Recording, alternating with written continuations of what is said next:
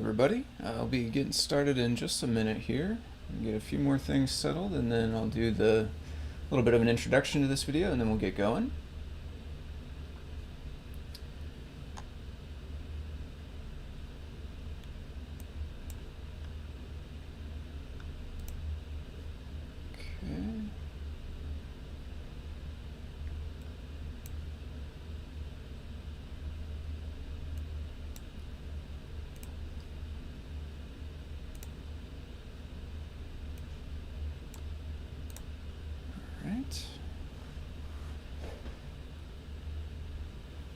Alright, I think all that is set.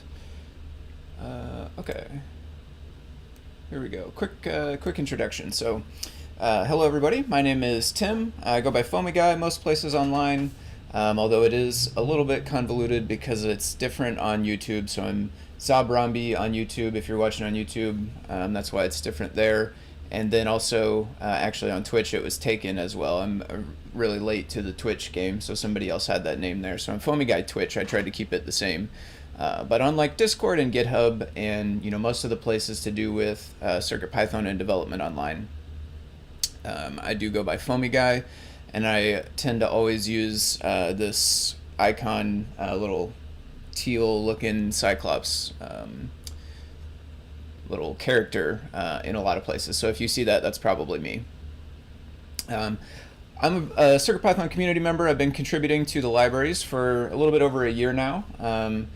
And I focus a lot on Displayio because my background came from PC and mobile development. I was a longtime Android developer, still am. That's my daytime job. And I have branched out to do other stuff like web development and a lot of Python web development, in particular with the Django framework. But Displayio within the CircuitPython world I'm drawn to because I've been writing code to do stuff on screens for a very long time. So while it is maybe one of the one of the less hardware interesting things, right? CircuitPython is a lot about hardware and circuits and electronics, whereas the screen kind of wraps it back around to being a lot more like a little computer. But I've been programming computers for a long time, especially with mobile phones. I've been programming little computers for a long time, so Displayio is kind of like a natural fit for me. I'm drawn to it. So that's what a lot of my streams will cover, including today. We'll be looking at some Displayio stuff. So backing up just a brief second, I always want to try to be cognizant that there could be new folks who have never done anything with CircuitPython before that could be watching. So this will be for you if you're watching and you don't know what CircuitPython is.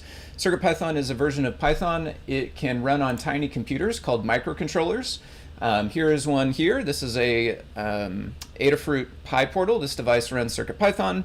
You can see it's got a screen on the front. It's got actually a touch screen as well, so you can have like buttons and things on the screen.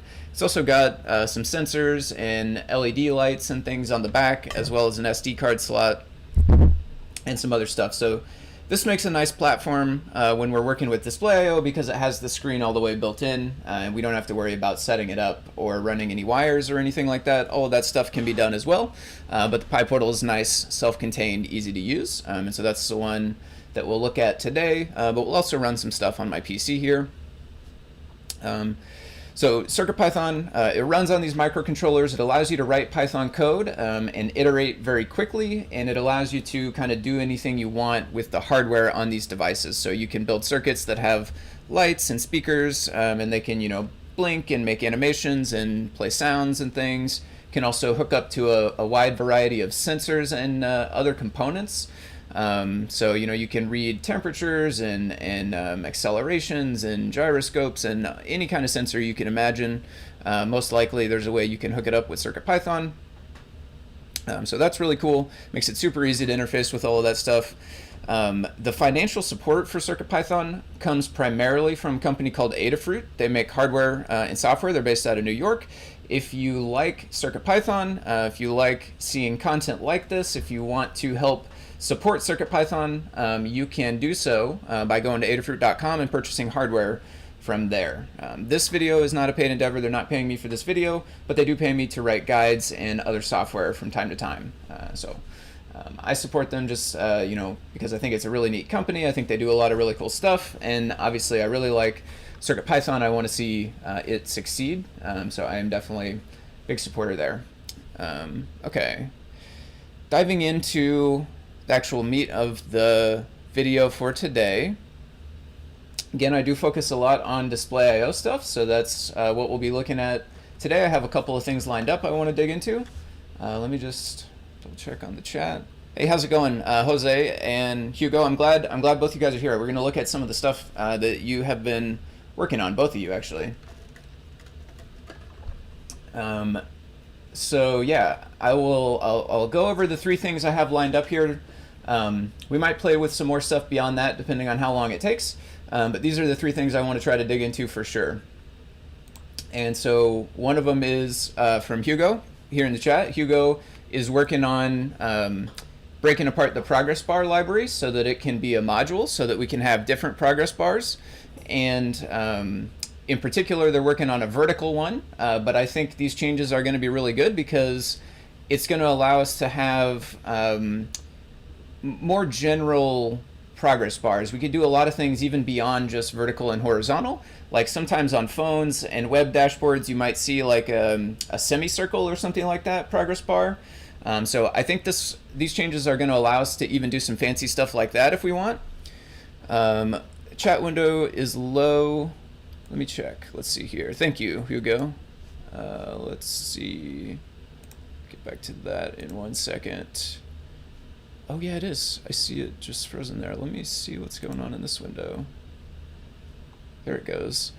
I wonder if it's mad because I minimized it. I think maybe if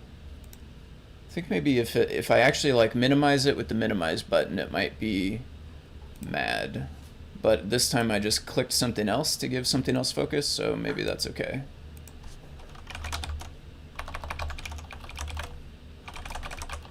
Heads up on chat. We'll see if that pops in there. I see the latest message from Hugo in my little preview. Okay, yep, that's coming up. We do still have the object thing. That's been something I've looked into that. I'm trying to come up with the best way to do that. Right now I'm leaning towards, I think the best way, the easiest way to try to fix this object thing in the chat might be using JavaScript to refresh this all the time, but then the problem is the size of it changes because I have this extra bookmark that fixes the size. So I think refreshing will allow it to show the right names, but it needs to refresh and resize. Anyway, that's a whole nother rabbit hole. That's not necessarily what we're interested in. This is going to be about CircuitPython, not JavaScript and WebSockets. Yeah, it's something in there. I'm hoping to come up with a fix. I have one that I think might work, but it's kind of convoluted and really a lot more than we should have to do. But I might try and do it anyway. But that's another story for a different day. Changing the text direction or the progress bar does not include text. So progress bar by itself, I can answer that a little bit, Jose. It doesn't, progress bar by itself, it doesn't include any text, I don't think. You can make a label to the side of it if you want, or above it, or wherever you want, which is one of the things we'll look at would be good for doing that. But I will say with regards to changing the orientation of text, I know that Kmatch is working on a, I guess it's kind of like an enhancement to the bitmap blit function, and it's going to have the ability for rotating and scaling as well. So that might be a way at some point where we could get vertical font. Although I don't know if we would want turn 90 degrees or more like just one character and then below it another character but not rotated. But anyway, Kmatch has been doing a lot of great work in that front. I want to play with that new blit function sometime. But wrapping back around, we're going to look at the progress bar stuff that Hugo has worked on. I found a couple of things I think that we'll need to change, so I'll note them out here on the PR just so that way they're saved somewhere. Even though Hugo is here watching, so that's great. So you can see what I found live. The other 2 things I got pulled up here to look at are in the new Displayio layout library. So this is a brand new library. It's going to house some different widgets and layouts that are going to allow you to different Displayio widgets. So like, things like switches. I know Kmatch has worked on a switch already, as well as a label widget that allows you to attach a label to something else. But it's also going to have things like layouts that will allow you to arrange all of your Displayio items on the screen however you want. Or maybe not however you want is not the best way to put it, but it helps you achieve complex layouts without having to care about the nitty-gritty details. So one example is a grid layout. The most basic example of that you can see on my Pi Portal here. I got 4 labels laid out, and the code to do this, I didn't necessarily have to worry about the XY position of all these things. I just put all 4 of them into a grid. I told it what cells I want each one to be, and it lined them up like that for me. So that's really cool. So grid layout, that's one of the things that's inside this new Displayio layout library. And specifically the stuff we're going to look at during the stream today will be some of Kmatch's code here in one of the PRs. And this has got code which starts to break out some parent classes that we want to use for these widgets. So there's a bunch of discussion on this in a couple of the issues and a couple of the PRs. I'd encourage you, if you're interested in this sort of thing, go check out the issues and the PRs that are there. There's a fair amount of discussion in all of them. I know myself, Maker Melissa, Kmatch, TG Techie, I'm probably missing a few, but lots of folks have given all kinds of great input there.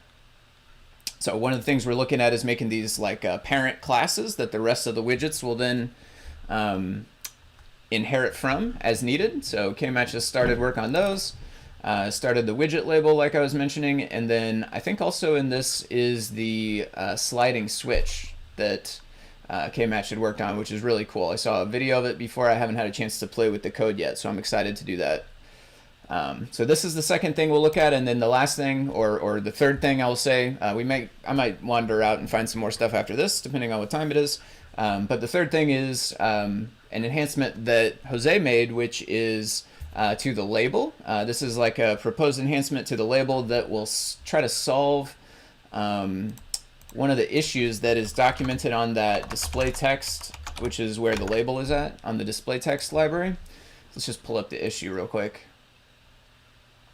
Anchor relative to baseline. So a while back ago, a couple months, Paint Your Dragon created this issue. So Paint Your Dragon's really cool. He does a lot of work on more lower level stuff I see typically. He shows off some projects, he showed off a lot of neat magtag projects and stuff on Show and Tell, but I know one of the things that Paint Your Dragon works on is proto-matter to make the RGB matrix work. Recently he and Jeff worked together to make chaining of those matrices together. So that was really cool. Shout out to Paint Your Dragon for that. But in this case, what we're looking at is an issue they made. And in this magtag example, this project that they were working on, they have a bunch of different sizes of fonts, or really, I guess, 2 or 3 main sizes of fonts here. And it was kind of a challenge for them to get it to line up to where the big fonts share the same baseline as the little fonts.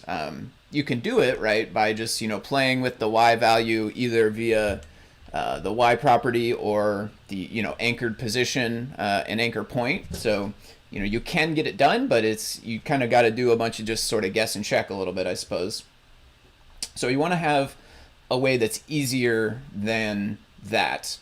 And what Jose has put together here is neat. It's going to add a argument in the constructor right here. So we have this new argument. This one doesn't exist in the regular label, Y offset, and you can set it to true, which is the default, which will keep the same behavior that the label has today, or you can set it to false, and then it will cause it to try to align on the bottom. So there's somewhere inside of here, which I'll dive in here a little bit deeper, but somewhere inside of this is an if statement that's like, if that parameter was set to false, then change the Y position to try to go down at 0 for the baseline. Yes, yeah, that's true. I meant to say something about that, Hugo. Yeah, I see that that's definitely a work in progress. So yeah, I'm gonna point out a few things I found that we'll need to do. But yeah, I totally understood that it's not all the way there yet. I really like where you're headed with it though, for sure. Okay, let me just check back up in the chat and see if I missed anything. Good morning. Looking forward to listening and learning a thing or two. Yeah. Hey, how's it going? Ken Santima, 3D Electronics. I'm happy to have you watching along. Changing the text direction, object. Okay. Some issue on that. Yeah. Okay. So where do we want to start? I think let's start with, I'll start with the progress bar, and I'll show you kind of what I've done. And I know of a few things we'll need to change, and then I got kind of stuck on it a little bit, and I'm not sure what to do, so it'll be good actually to have you guys watching along. Maybe somebody has an idea of what to do next. So actually this was one of the ones I did a little bit of looking into this morning, and I got some notes. So let me get those pulled up over here. That way I can make sure I do all the right stuff. But I also want to show my work kind of. So I'm going to go through kind of the same stuff I did a little while before, and hopefully it does the same as it did last time, and all the same stuff applies. So what I want to do first is just go back to a clean branch. So I'm just going to go to Adafruit master, and of course the thing is I've done some changing already here. So actually what I'm going to do is just git stash my changes, which will hide them somewhere inside Git and let me check out without worrying about that. So I noticed this said I think there was some more stuff to pull. I'm just going to pull. I don't think that really makes a difference for what we're going to look at. And the way I'm going to do this is, I don't know if it's going to be mad because it already has one with the same name. Let's just try it though. I'm going to use the GitHub CLI to check out this pull request here. So the GitHub CLI is a really neat tool. It's relatively new to me, but it makes doing reviews and things a lot easier. So I wanted to make sure to show how I was using it. So if you're new to GitHub altogether, well, probably nobody's new to GitHub, but obviously GitHub is a place where you can, use the Git version control and store your code. GitHub CLI, the team that made GitHub, which is now, I guess, Microsoft, they created this CLI tool, which has a bunch of stuff that allows you to integrate into the website, the GitHub website from terminal. So, you can do all of this stuff with regular Git, the Git terminal command, but you have to run a lot more commands and use a lot more parameters and things, whereas this has a nice, clean, easy to remember syntax to do, relatively complex stuff. So what I want to use today is GH, which is that's the CLI tool, stands for GitHub. So GH PR checkout, and that was number 25.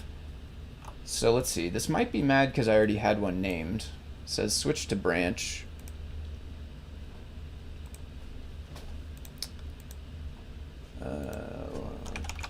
Cleared, so that says feature add vertical progress, and this says feature add vertical progress. I think maybe what it did was just switch me back to the one I already had, but because I stashed my changes, we should be back to exactly where Hugo's PR is at. Although, you know what I'm going to do, just to be super duper safe, to make sure, because I tinkered with this a little bit, I want to make sure that we start back from fresh. So let me just delete that. I got some notes written down of the things I changed, so we'll go through and make those same changes again. There we go. Now I'm just going to run that same command again, and that's going to put me back on that branch, but it's actually going to check out a clean copy of it this time for sure, and it should print out a bunch of stuff maybe that says it's doing that, or a little bit of stuff at least. Okay. So click on that, we'll let this refresh. So now we're on this feature add vertical progress bar. So a few things. One of them is, in the process of making this vertical progress bar, we are going from a single Python file into a module or a package, or to put it more plainly, just a folder, right? We used to have a single Py file, now we have a folder with multiple things inside of it. A few things that we need to do in order to support that. One of them is, inside of here we need to have init. This is like the way that Python knows that this is a, I'm probably gonna use the wrong term, maybe package or maybe module. I'm not 100% sure what the right term is, but it's how Python knows that we're allowed to import the stuff from inside of here, basically. I'm going to do cancel because we don't want to add this. I'm not going to push. I'll let Hugo make these changes. I'll leave some notes in the PR just so this is written down somewhere too, but I don't want to push anything, so I won't add it. But we need that init, and then we need a couple other things. Let me get my notes. So one thing I was doing in order to test this, I was trying to install it with pip. And the way I do that is, let me uninstall it first, because I'm sure I probably still have it installed. So I always look in this CircuitPy file to get the pip name, copy it from right here, and this I can use to install and uninstall things. So I'm just going to remove the copy I have. It's going to ask me, am I sure? Yep, I do want to do that. Okay, so now that's empty, and then to install it, you can just do pip install space dot, and the dot stands for, like, you know, this directory in Linux, and I guess probably works the same on Windows, but I'm not sure. You can run that, and it will basically like pip install whatever the thing, you know, whatever the directory that you're inside of. But what we are, I think, gonna see, well, two things. I didn't actually get it all the way working, so I guess let me see if I have an easy way to show this. Let's go look inside site packages. I think that will show maybe the root of the problem inside of there. But if not, then I'll just show you how to fix it. New window, we'll go to site packages, and we'll find that progress bar, which we just installed. Of course, what is it called? CircuitPython progress bar. But the folder is just Adafruit progress bar.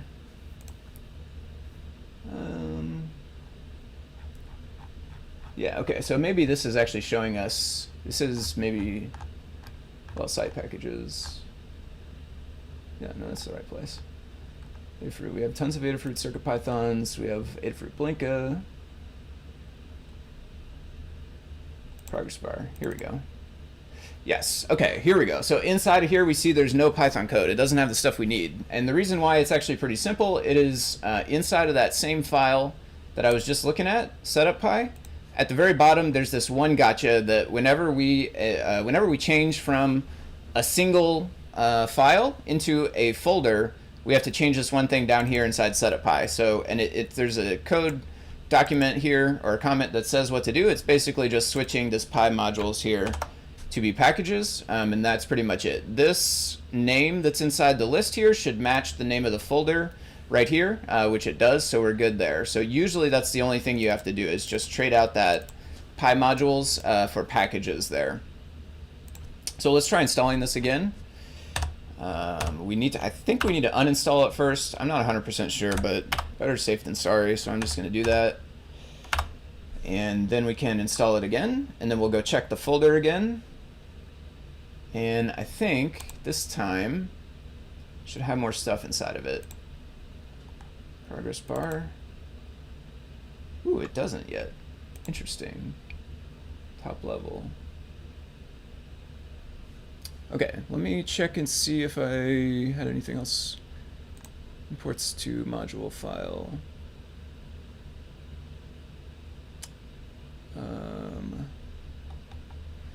Okay. Maybe I'm misunderstanding. Maybe this is one of two things. Maybe I'm misunderstanding what's supposed to be in here. That could be possible.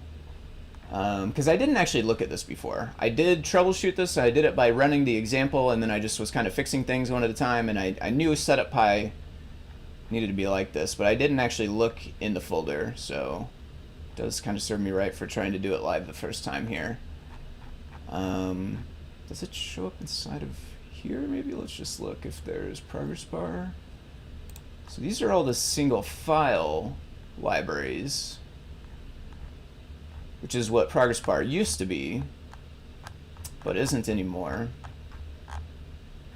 Interesting. I'm not sure why it didn't get any stuff inside of it this time. Let's do this. Let's uninstall it and then come back to here and make sure it gets deleted, for one thing.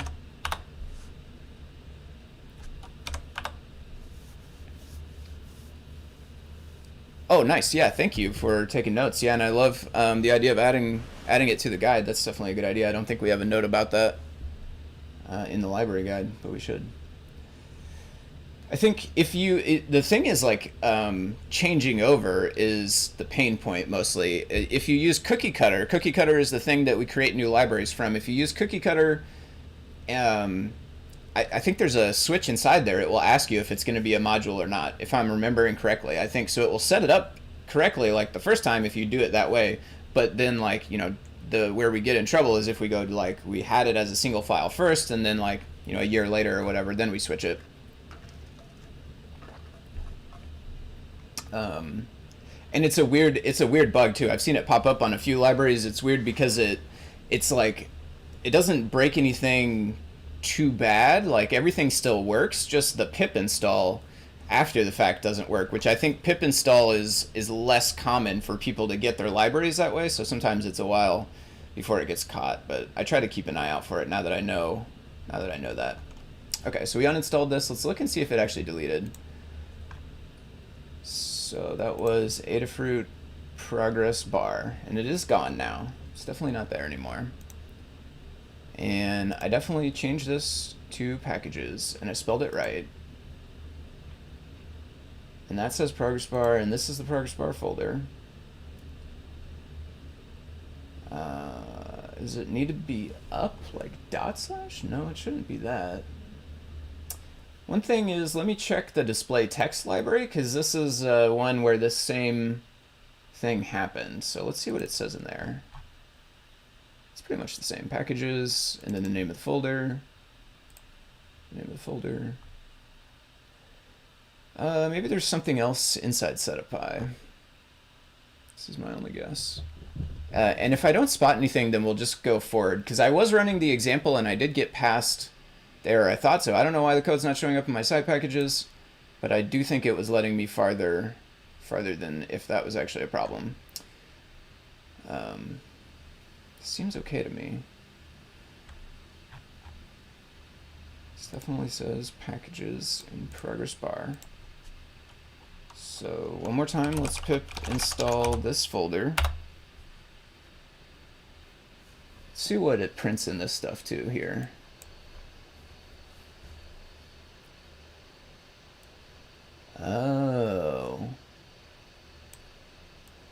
Oh, no. These are requirements. The requirement for Blinko was already satisfied. The requirement for FTDI. Requirement, building wheels. CircuitPy done. Created wheel. Here's files. None.wheel.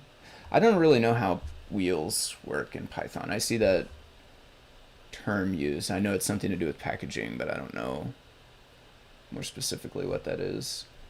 Successfully built, and it has the name of the folder it put it.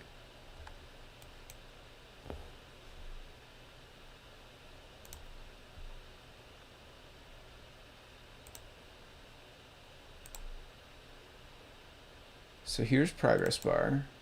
Okay. Now it's got that stuff in it. Oh, okay, here we go. There, I see what happened before. I was looking here, which is the folder that contains meta information. There's a metadata file. There's other stuff, a wheel file, license. I don't know. Some of this is used by packaging or Python, I think. But then there's also the code folder, which is here, progress bar. So we did have that before. After I change it to packages. We do have to change it to packages for that to be there. But I think I just didn't look in the right spot last time. Let me see what's in the chat here. Working on a community library. There's a bunch of stuff in setup needing updated. Yeah, we're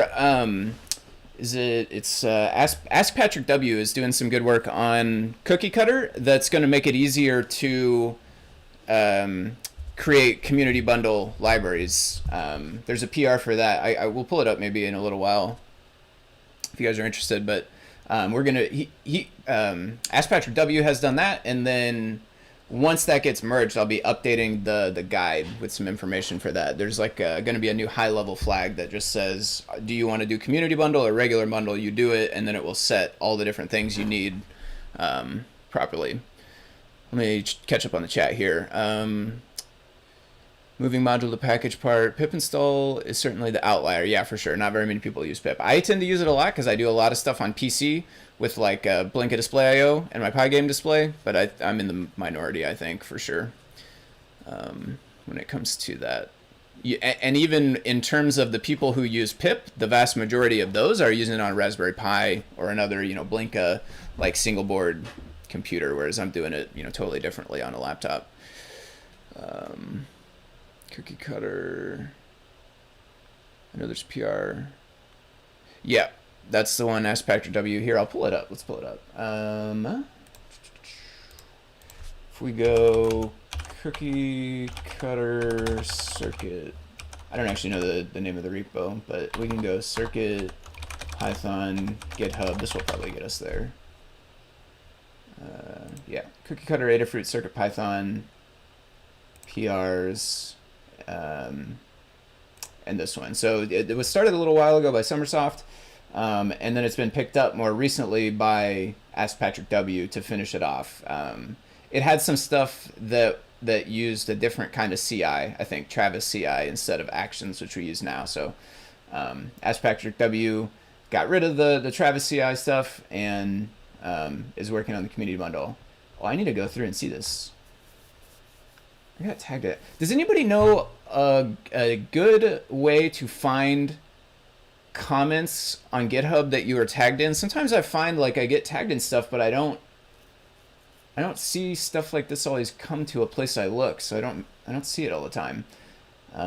If anybody knows a good way to like search all of GitHub for comments that mention yourself or something, that'd be helpful.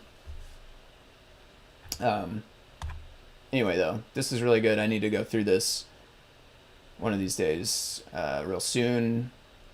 I want to test it out. One thing I don't know how to do is test it exactly, because the way you use cookie cutter, you point it to a repo, I think. So maybe it needs to point to this PR repo. This is good. I'm glad I pulled this up because I need to remember to come back here and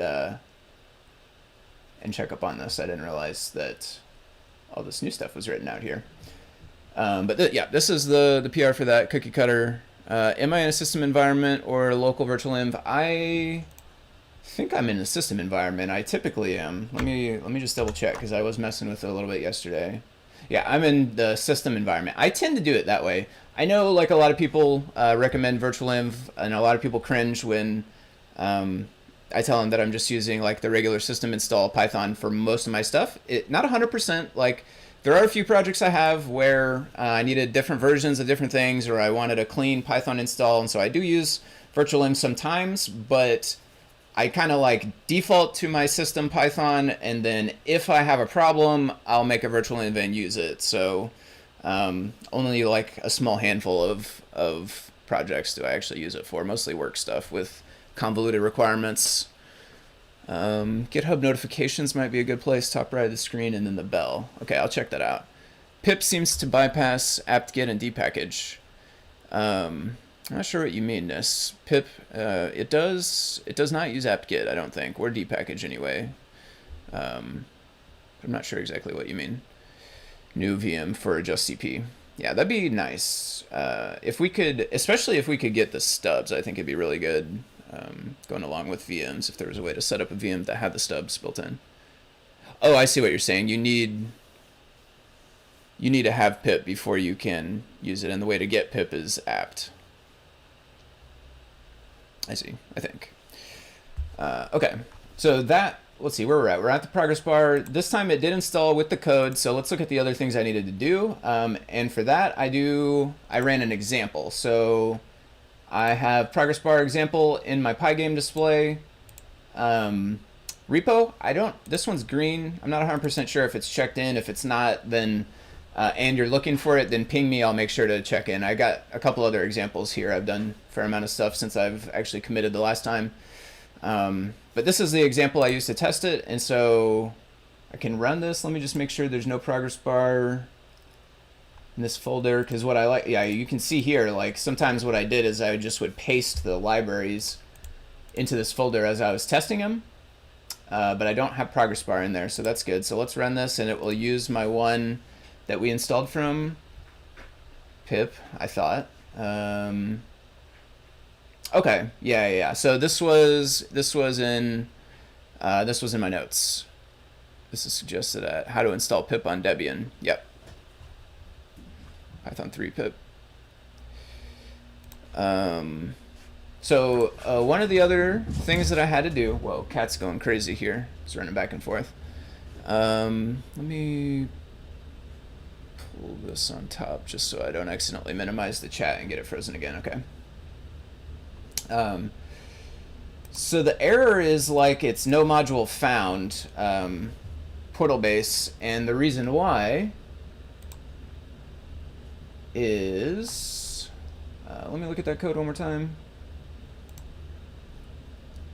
So we could click into it and it will go. This is one of the really nice things about PyCharm, is this ability to just click into things like that. We can click into it, we can see where that's at. So I think the way that these imports, are need to change for the new style, the way it's in a module. And I think if I look over here inside progress bar, yeah, PyCharm is able to tell that that it can't find them correctly anymore for some reason. And I think the way to fix this is it should be like this now: Adafruit progress bar dot, and then the name of the file, and then the name of the class. And one thing I'd probably recommend is we can drop Adafruit from the name of the file. We have Adafruit progress bar for the name of the module, and then we could drop that from the name of the file. So we could have just progress bar base and progress bar, and then eventually maybe like vertical progress bar, and any others that we create going on. And that's the same way it's done in display text. So I just click back over to display text here. Name of the module has Adafruit display text, but then each of those things like bitmap, label, and then this is actually a new one I'm working on, but it's not in the official library. But you can see there, they don't have Adafruit name on those files, so that's okay if we drop that so it's not duplicated. For now though, I'm just going to fix the imports and we'll go back to trying to run this. So one of them was here. One of them, I think, no, none of them in base, but also in this. Well, in the tests, we would need to do it as well. So this would need to change here, but of course I'm not actually running this test. This would be on a Pi Portal. We could try it on a Pi Portal if we want. In fact, why don't we go ahead and do that? Man, this guy is, little cat dude is tearing around back and forth. Hopefully he'll probably get tired here in a little bit. Calm down. Let's try this on the Pi Portal. Let's load it up. Let me check the font here. Or the chat rather, I mean. Is it to avoid installing it with Python? Simply to only install globally available packages using Debian tools. Fine with compiling code as a single user, using it privately. Last time I had to do it was make code. Webbed version alternative you can install on your machine. Difficult to avoid using the webbed one. It's too difficult to install without the root password. I see. Ban the use of pip out of superstition. I gotcha. You're saying like pip it can install anything that's published to PyPy, and it might not necessarily be nice, right? It could be malicious stuff. Published in some things make you use sudo to install it, which is not good necessarily. So I can see that, yeah. But I use pip quite a bit personally. I guess the virtual env, that's another thing where the virtual env can help you with that because it can containerize them. Okay, so this is the example code for the grid layout. We don't really need to keep it in here because it is in the grid layout repo. So I'm going to delete that. We can paste progress bar. And the other thing we'll need to do is copy the module on over to the device. And I can't copy out of my PyCharm for some reason. So I end up doing this. And let's go to the drive. CircuitPy lib, and then I'm going to delete the old one, because I'm sure I have the old one here. Yeah, I got a couple copies of the old one, actually. I'm going to delete MPY and regular, just to be super safe. And paste the new one. Then we'll save the code. We'll check serial. And maybe so I'll pull up the screen also. Okay. I'm not sure if it ran. Let me give it the old Control D here. There we go. So no module name Adafruit.progressbar. So that is from here, and it would now be Adafruit. So it would be Adafruit progressbar again as of right now, at least. So it would be like this. We can just copy paste.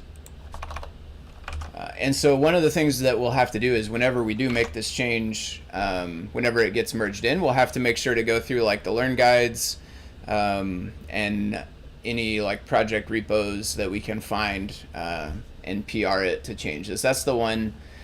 It's probably really the main downside to changing a library over to a module is that it does break the import and we got to go back and fix it.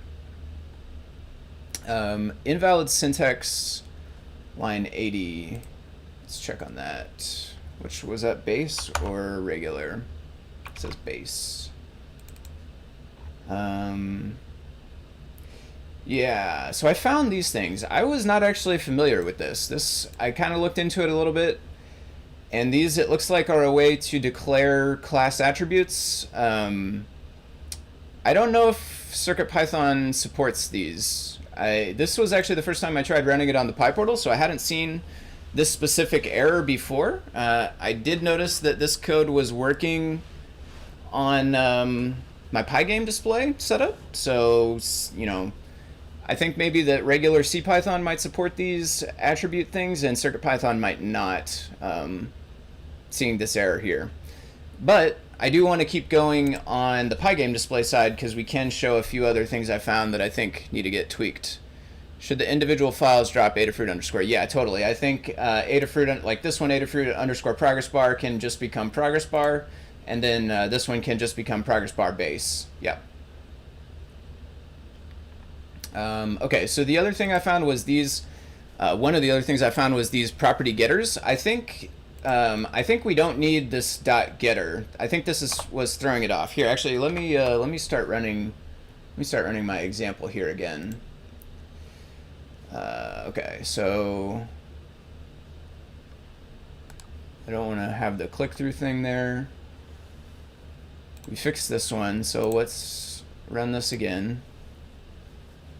No module named Adafruit base, so we need to fix this one inside Adafruit progressbar. So let's do that real quick.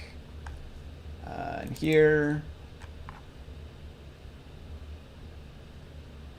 Oh, okay, I fixed it in here, but then I did not do the pip uninstall, reinstall. So we need to uninstall it, yes, and we need to reinstall it with the new code.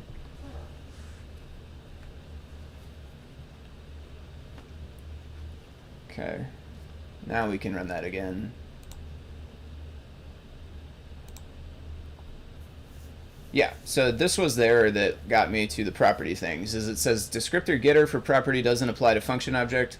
Truth be told, I don't know really 100% what that means. I am actually pretty darn new to using properties in Python. This is a relatively new thing for me. So I don't know, I'm not super familiar with all of the ways, all the different errors and things like that.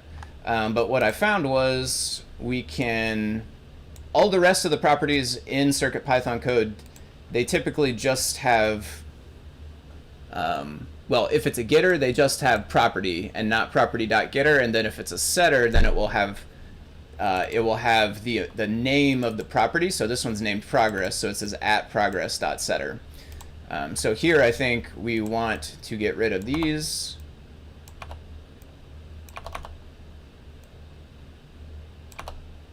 And then uninstall, reinstall.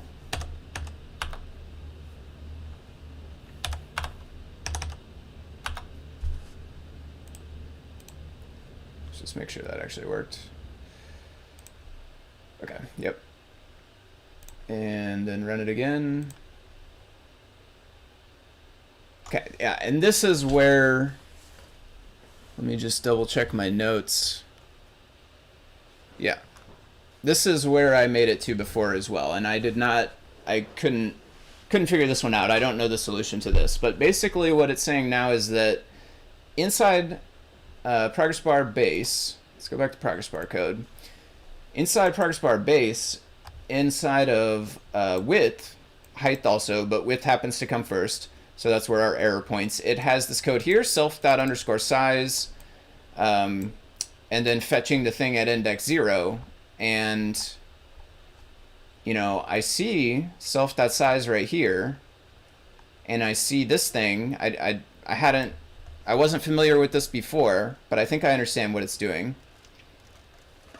And it seems like it's declaring an _size also, so I don't really understand why, when it gets into here, that it thinks it doesn't have size. One thing I noticed is that, you know, this is saying progress bar and not progress bar base, but, you know, based on my understanding of inheritance, you know, progress bar does extend progress bar base. So like progress bar is a progress bar base. Therefore it should have the properties of progress bar base. So yeah, I don't know what, I don't know why it's not finding size or what to do to fix it. But I do know that other stuff like setup pi and the imports and this init pi, I know all of those things are going to be important. And I think also the property.getter, we want to take those out as well. Did we do super init? Yeah, I looked into that a little bit. So one thing I found was, I still have that pulled up. I don't. Let me see. Sorry, I'm working off the screen here for just a minute, but let me see if I can find page I had earlier today that I thought might have been the answer, but I tried it out and it didn't actually solve it. Let me say Stack Overflow from today. Yeah, here it is.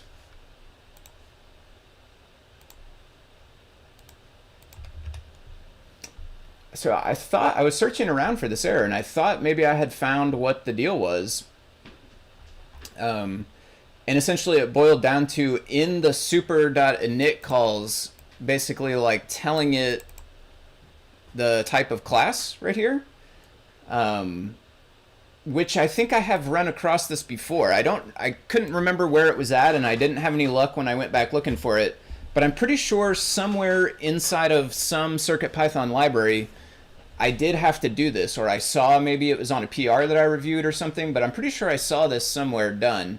And so I was like, you know, hey, that's awesome, this is going to be the solution. And I tried it out and it didn't seem to make a difference. So, you know, it would be here like progress, it would be progress bar, and then self is the other thing.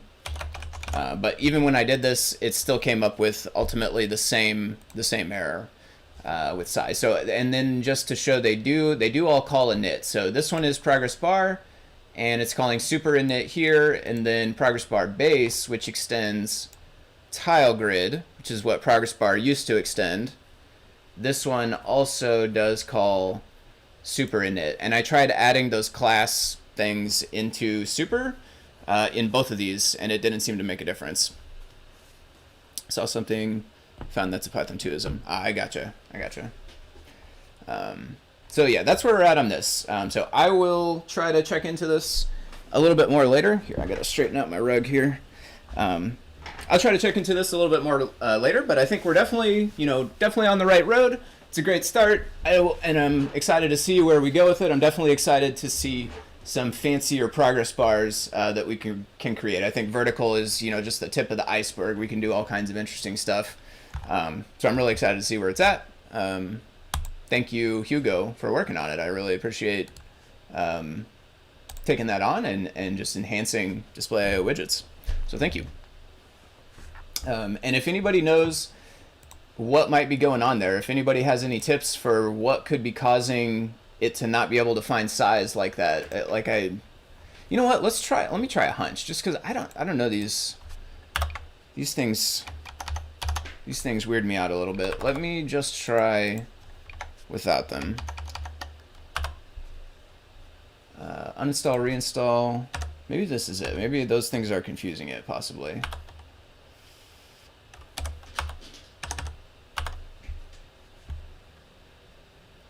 I'll move on to my next thing after this. I'm curious to see though.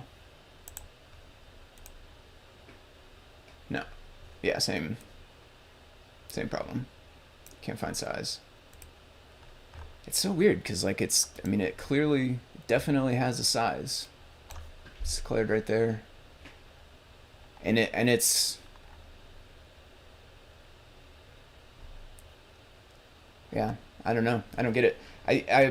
I'm thinking that the way it says progress bar and not progress bar base right here. I'm thinking maybe that has something to do with it. Like it's not finding it because it's actually on progress bar base and not progress bar, but it doesn't make sense to me because it extends progress bar base, and I would have thought that could make it find it. So anyway, no sticky bit on pip3. Okay, so that's progress bar. Next thing I want to look at today is, and I'll come back, Hugo, since you're here and you saw all of that, I'll wait for a while, but I'll come back and note that stuff down on the PR as well, just so it's written somewhere and other folks can see it, and that way there's a record of it that's not in the YouTube video. Interesting, take a look, but normally I tend to instantiate first the parent and then do init for the class. I'm not sure what you mean, like calling, well, you wouldn't call, like calling self.init somewhere?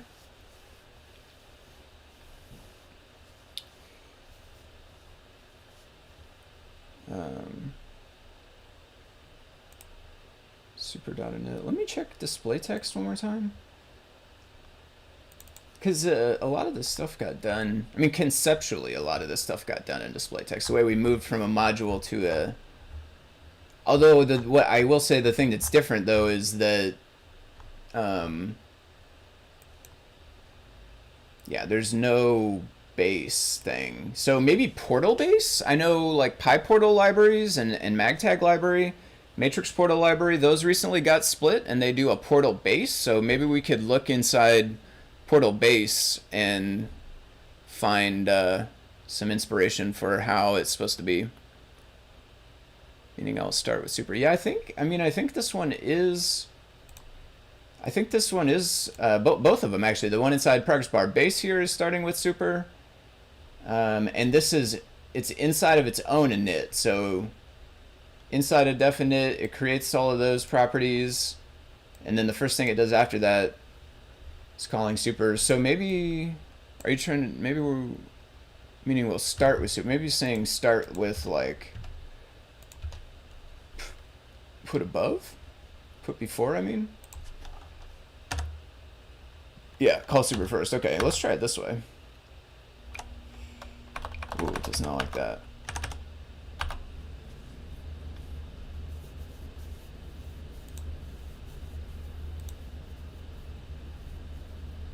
No, still nothing. Oh, but let me do, I only did one, let me do the other one. And then I'll actually move on after this. I'm always interested to try and problem solve that. I mean, that's one of the things that lends itself to being a programmer as a job, right? Is like I'm kind of addicted to wanting to solve problems like this. So I would sit here all day and just keep tinkering, but I will move on because I do want to look at the other things too. What is this? Assert? Oh, okay. Just if the progress is not afloat. I think that might have been one of the other things Hugo had suggested, was it'd be cool if we could have progress be able to be an int, maybe I guess like 0 to 100 or something instead of a float. Would we want to do super before that? Let's yeah, let's just put super as first. Come on.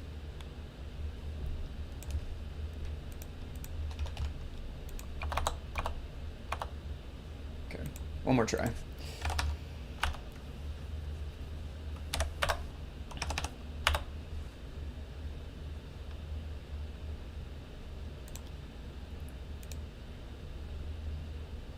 Oh, we got not size anymore.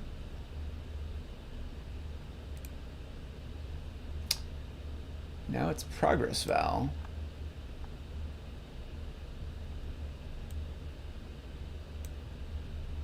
But it's kind of conceptually the same problem, because like we definitely have progress val.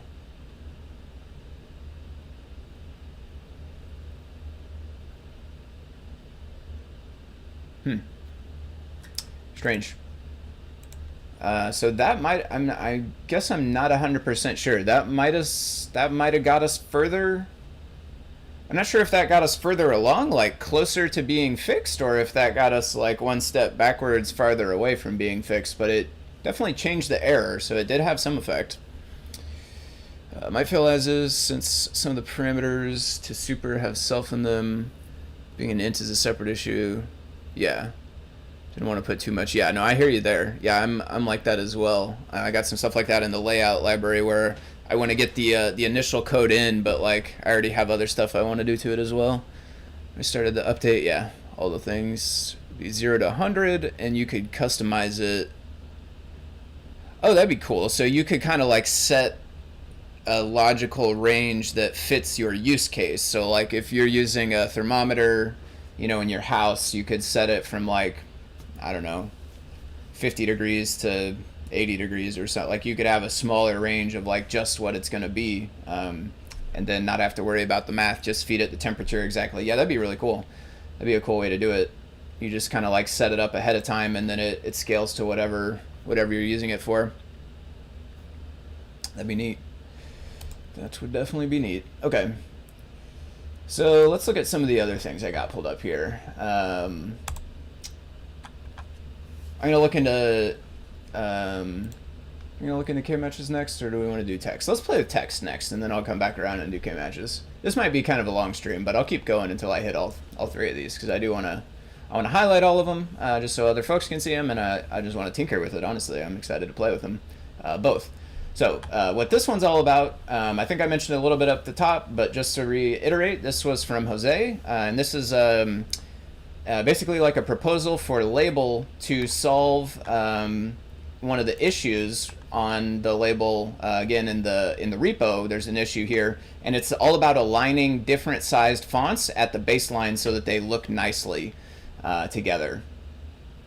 So Jose made a new label.py with some changes inside of it, and then also an example code that shows that illustrates the examples. And I noticed that Jose has got the Pygame display already in there, so he's using my Pygame display thing, so that's really cool. Thank you for using that. I hope it's neat. If you have any feedback, for sure, feel free to ping me anywhere, like Discord or wherever.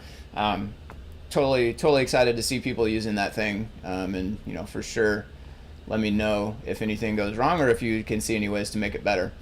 But that's cool, because we don't have to modify this at all. We can just run it. So let's go ahead and do that. So I started, right before I went on here, I started cloning this, but I don't know if I actually got it cloned. Let me check. Yeah, display text offset, here it is. Okay, so let's get this one open in PyCharm. Let me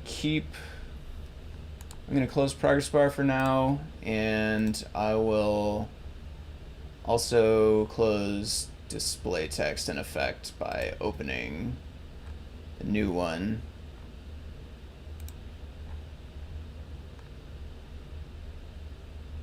This doesn't refresh always. There it is. This window. Yep, I do have to change the font. I have to change one other thing as well, the name of the file, I think. So I started this, and here, I'm just going to copy in a bunch of my fonts I was using for this. I started working on it in a different copy of this, but the same kind of thing I wanted to show, show my way through what I did. Same as before. We don't want to add this to Git. I'm not going to push anyway, so it really wouldn't make a difference, but we don't need to add it. Okay.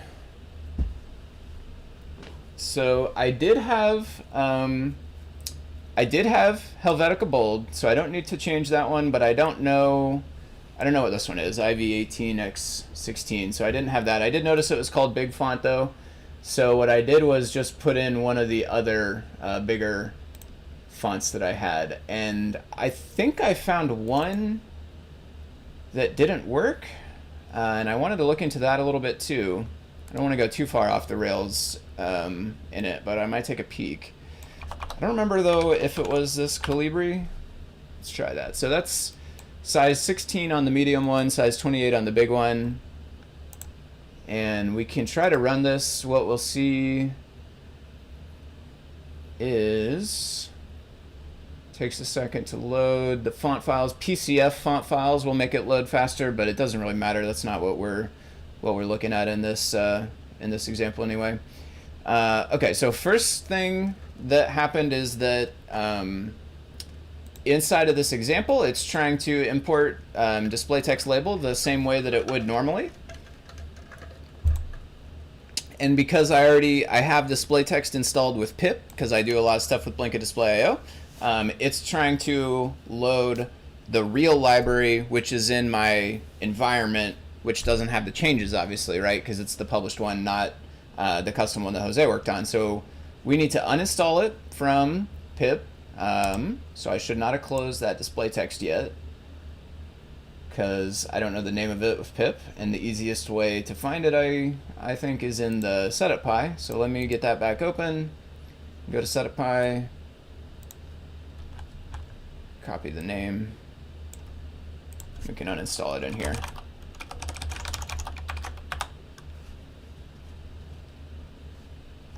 Yes, while that's going, let me just check on, yeah, okay, nothing there. Go back to that. Alrighty. Successfully uninstalled, so now we can try running that again, back in our display text offset, or Y offset.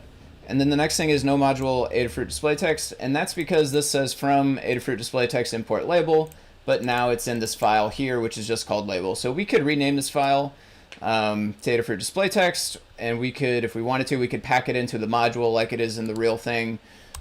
Truthfully though, this is just a quick example meant to kind of show the code that Jose was talking about and get feedback on it. And the easiest way that we can do this, I think, is just go from label import, I guess I just did this, import label, and then,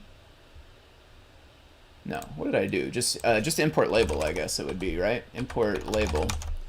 So that will import that file, which has capital L label class inside of it.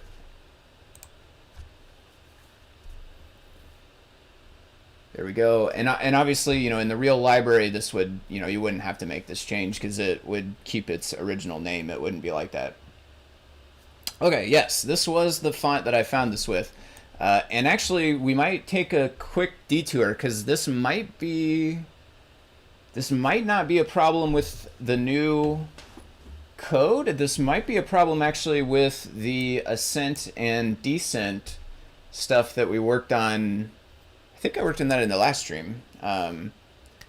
Certainly I did it last week. If it wasn't in the stream, then it was something I did last week. But and I want to check and see if this is a bug in that code, because I think what might be happening here is that it's saying this font doesn't have an ascent. And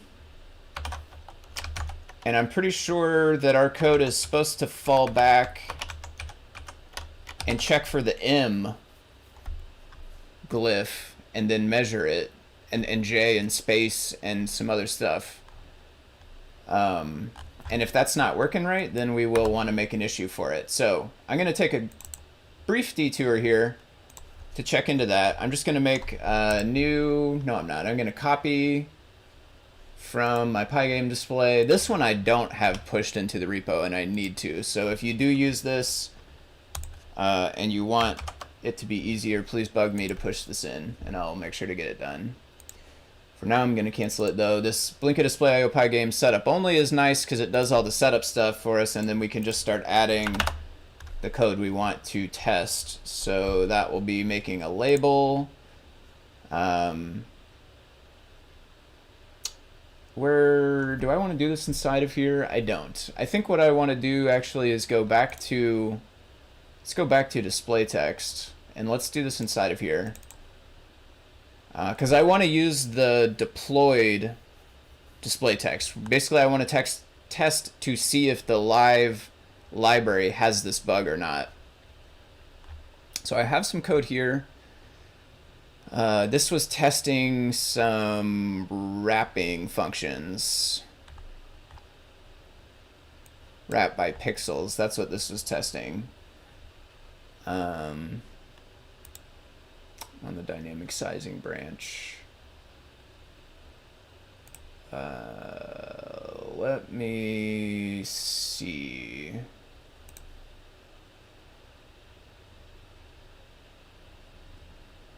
Okay.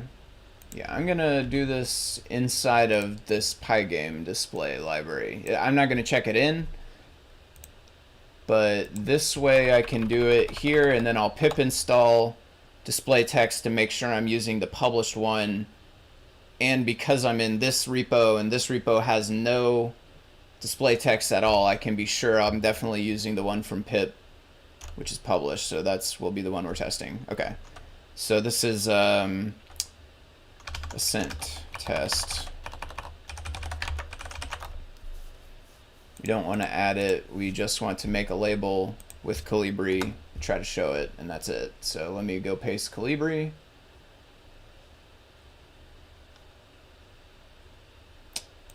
From here.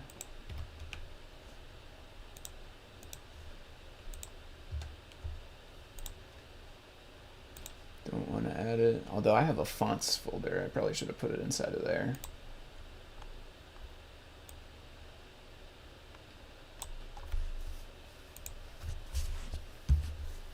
Okay. Let's make a label with it. Probably have label code we can copy. But that's not a custom font.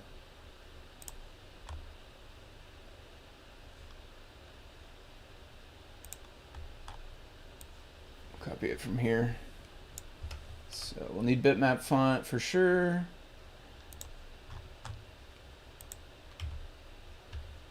We'll need to load a font. Let me let's go side by side here.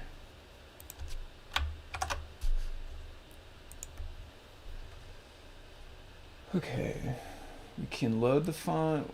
We only need one font because I only really want to check Calibri. It's inside a folder called fonts.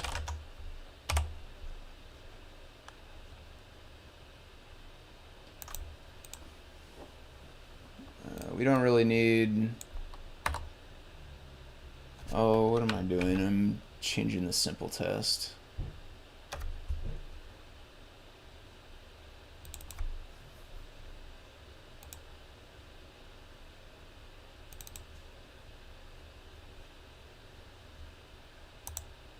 I'm going to revert those changes. Or they changed the name of its rollback now instead of revert, but undo those.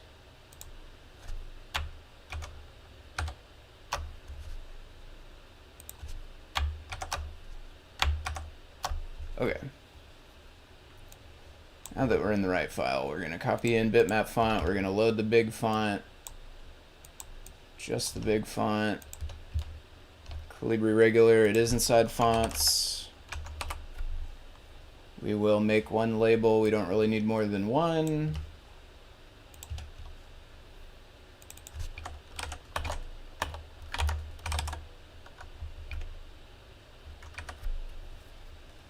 Position doesn't matter so much.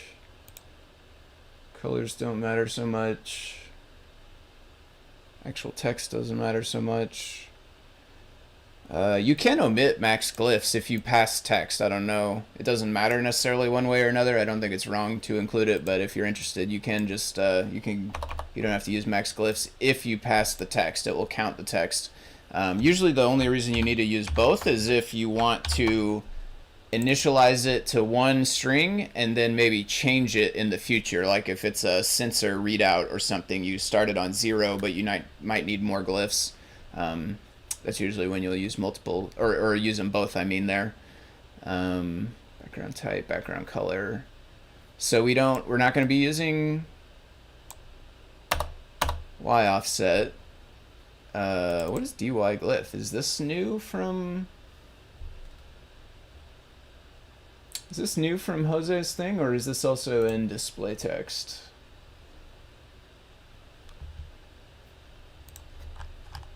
Not 100% sure. Let me pull the chat. This is a bug. Jose says this is a bug. Might be ahead of me testing this out. Does that dy glyphs thing exist in this one?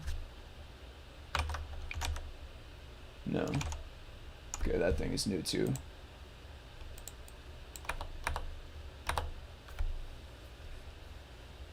I see. Analysis purposes.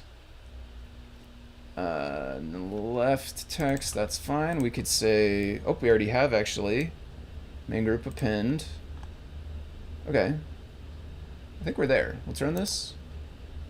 What is this, Mad? Oh, yeah. I don't have display text installed, so I do need to do that because I just uninstalled it a minute ago. Copy.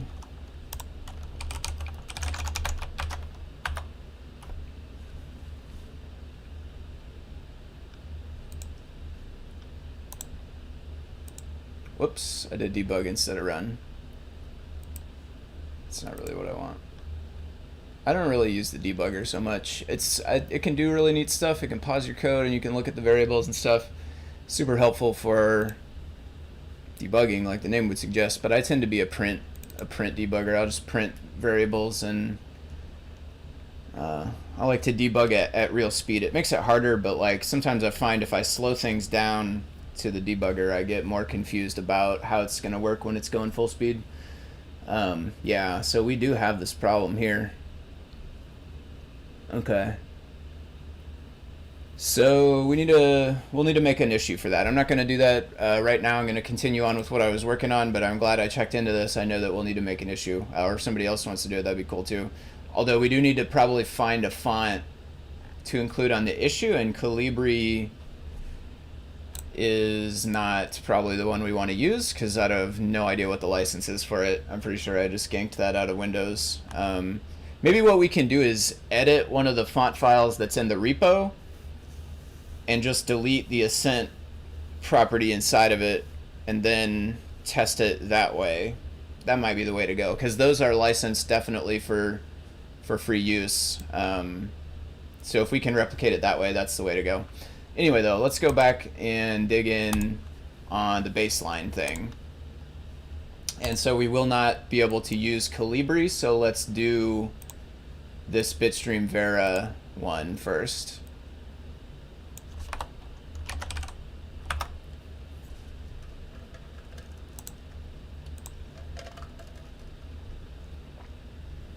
Okay, here we go.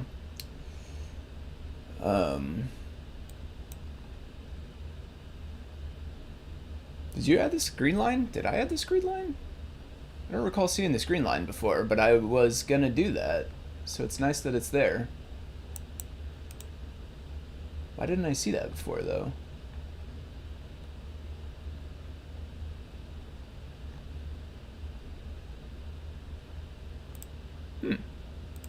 It's coming from this thing, it looks like.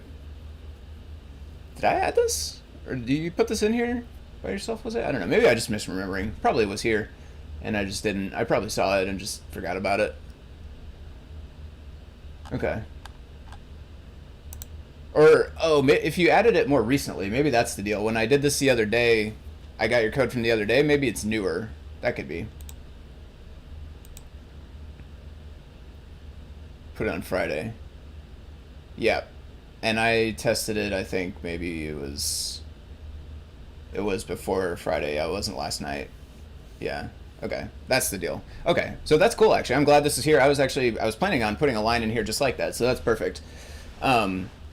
So I think what I'm going to do is pare this down a little bit to make it just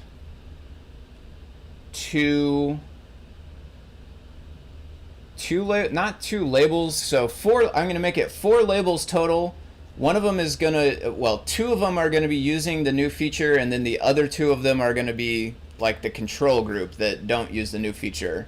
And I'm just gonna focus on those two sets only to play with this a little bit.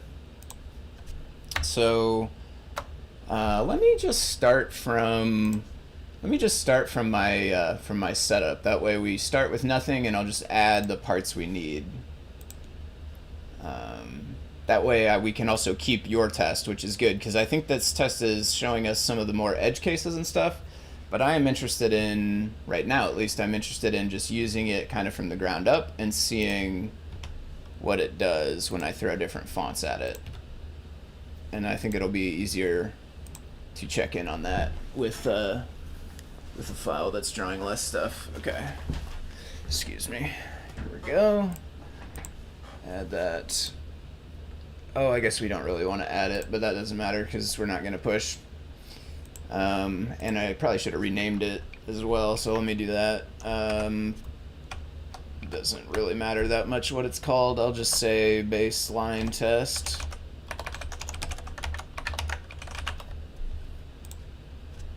And we will create some labels. We need to load those fonts. So I'm going to copy some of this stuff, but I'm also going to not copy all of it because I want to try to pare down the parameters and everything to just use the bare minimum of what we need. So actually we need both fonts. We do need both. We can load the fonts before we show. We should load the fonts before we show, I think. We do need to import bitmap font. Okay. And make some labels. I'm just going to copy from simple test, I think, because it's got the bare minimum.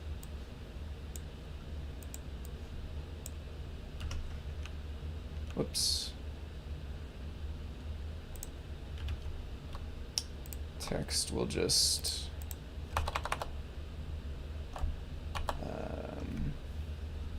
we'll use the same things because these have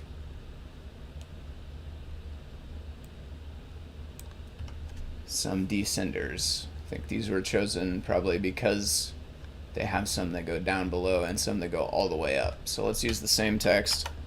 We might also come back and, whoa. Huh.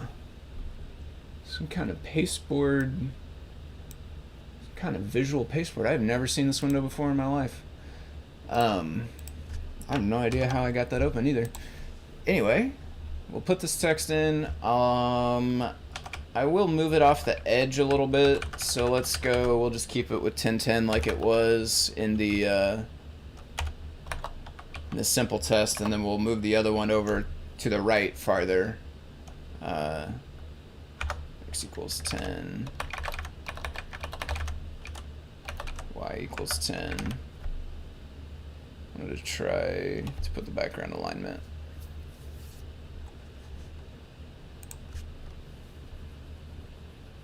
Background alignment so that it would line, I'm not sure what you mean the background, so that it would align at the bottom line of the background box as opposed to the baseline of the font. 1010, we can add that to main group. Yeah, paste, it did look like paste history.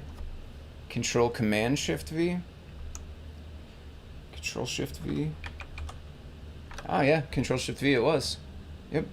Thank you. Is that a Linux thing, or let me see if I'm just in here?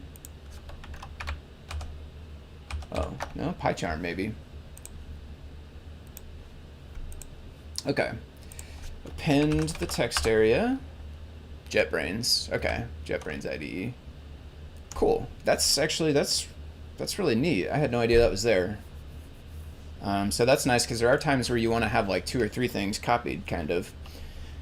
Okay, main group append. So this should show now, right?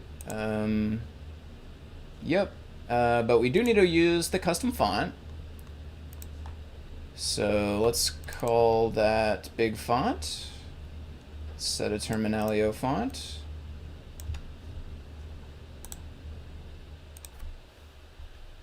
Okay, and let me move this farther down since this font is a little bit bigger.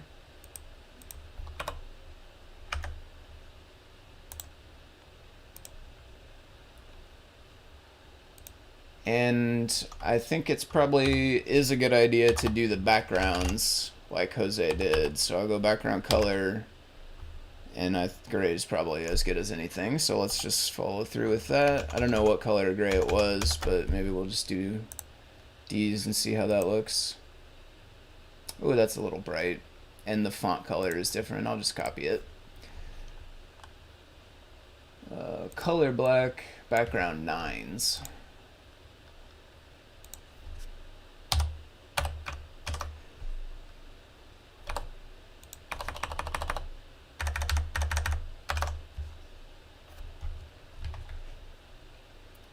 Okay, that's looking good. So we got our first one, so now we can add one more, and I'll call this one big. I'm gonna call this one big control, and then we'll have little control. Those will not make use of the new parameters, and then we'll make big test and little test, and those will make use of the new parameters. Little control. Medium font, and we want the X to be further over. I don't really know how far. Let's just try it like that. Of course, we want to change the name here. Append this one also.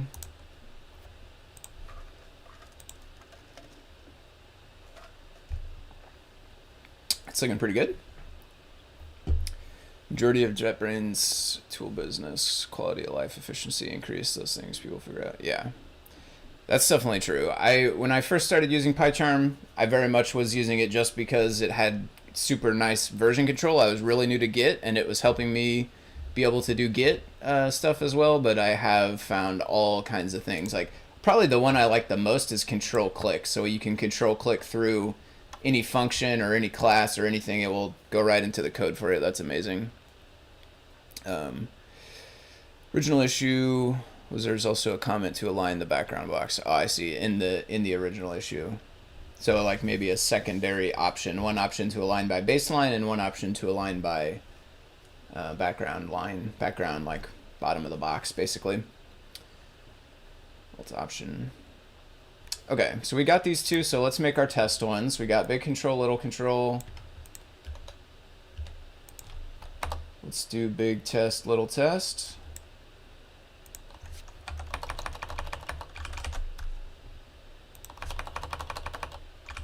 And these ones will use the new properties, which is called Y offset.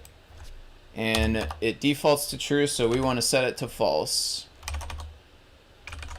And one thing is I installed the display text with pip again a minute ago, so now I have that, and it's gonna crash when I run it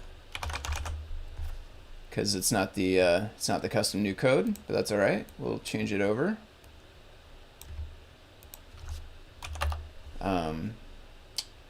You know what I should just do before we get too much further here is put all this crap on different lines.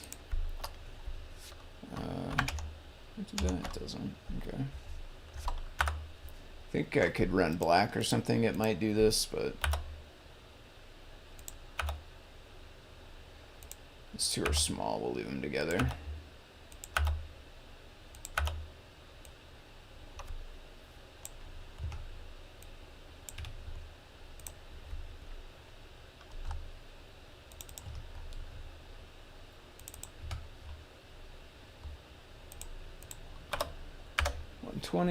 Little test. Okay.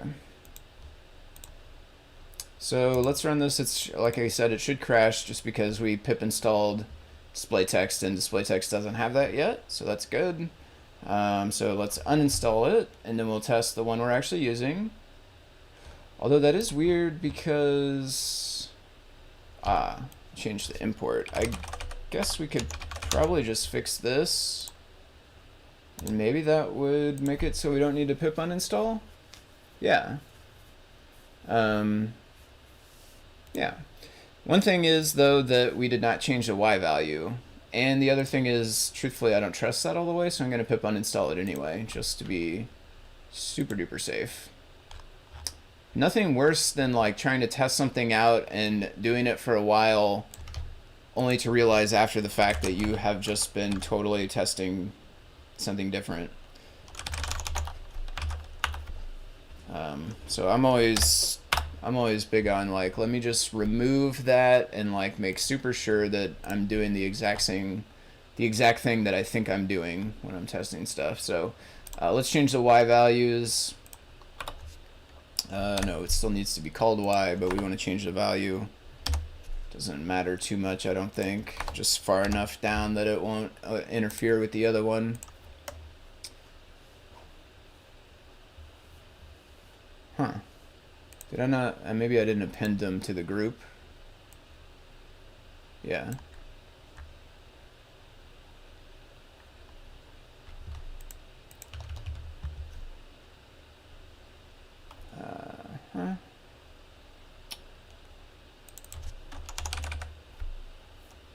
Let's do them in the same order.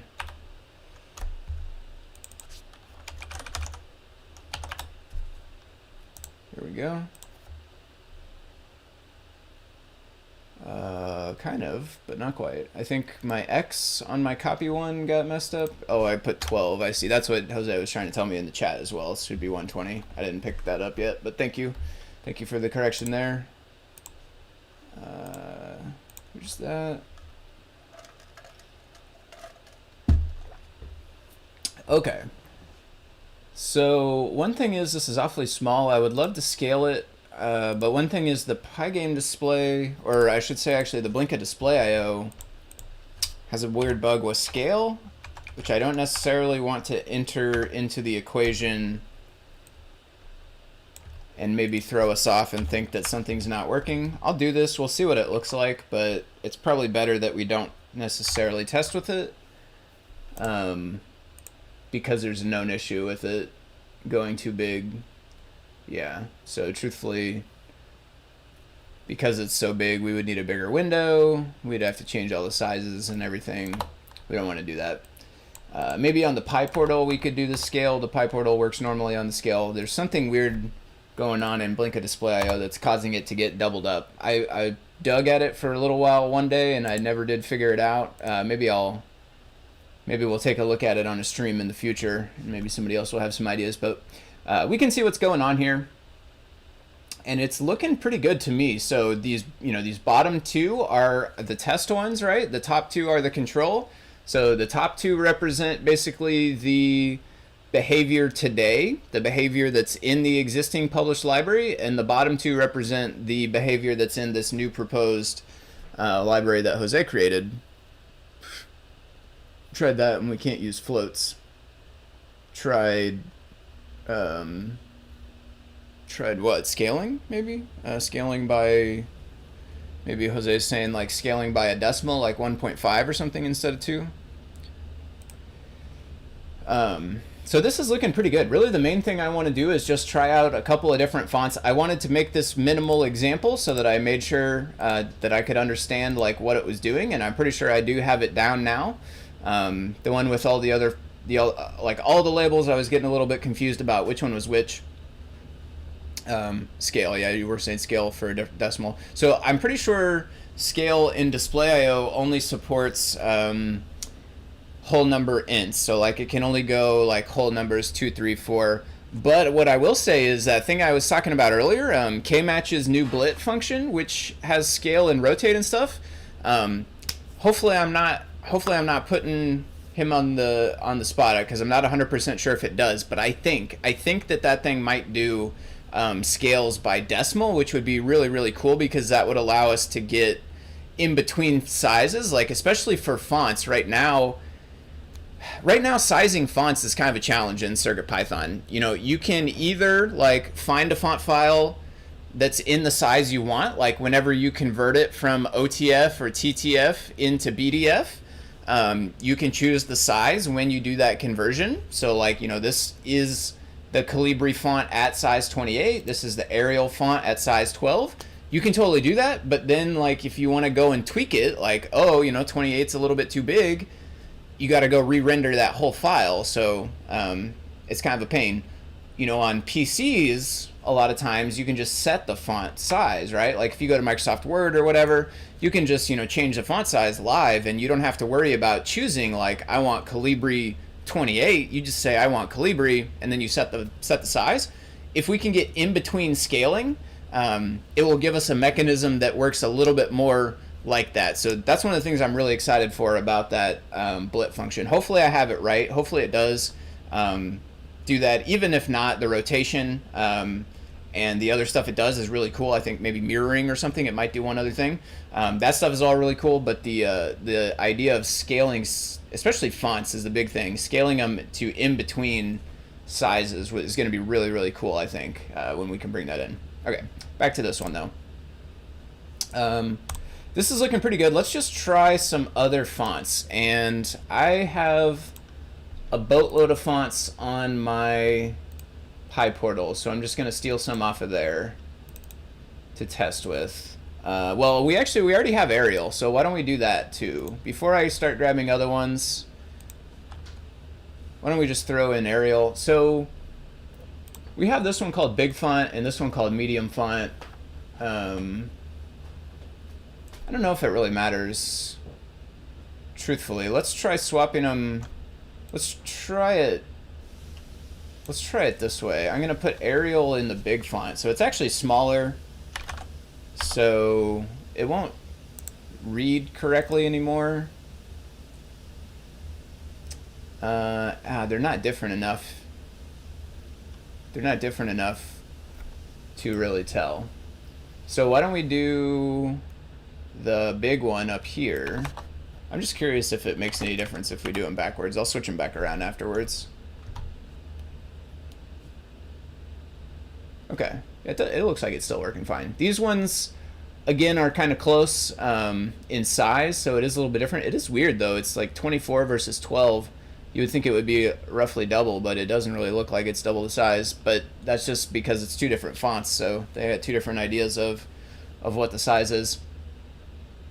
The names come from the original test code. Oh, I see. That was in Paint Your Dragon's code, so it doesn't matter so much. That's good to know. That's looking good. Let me try that other flag that added that bar at the bottom. That was kind of nice. Was that DY? What was that? Let's DY glyph. Is that like this?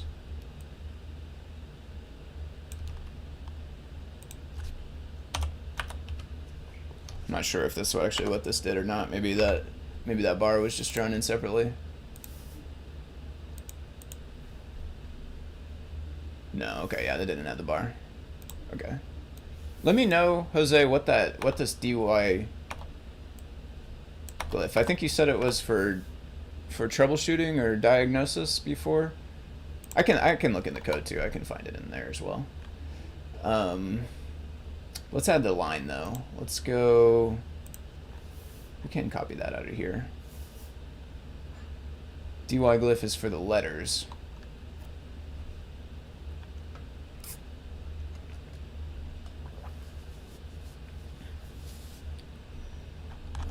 Let's see, where's the line? Here it is.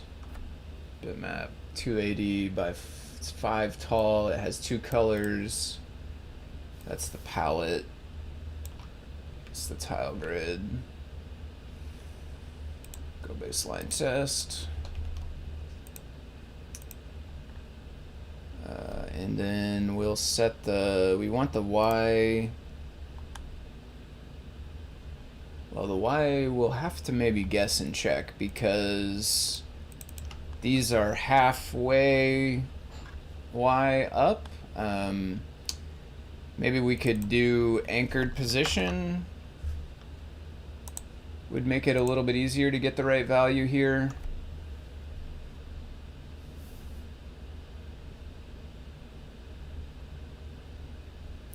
I don't. Is that where that's not exactly where I expected that. 70. What do these say? 70, 70. Interesting. I thought it was going to be more. I thought it was going to be more in the middle of the fonts. I don't think it matters too much. Maybe it's to do with the new parameter. Like if I add one of these to the top one, make it a different color.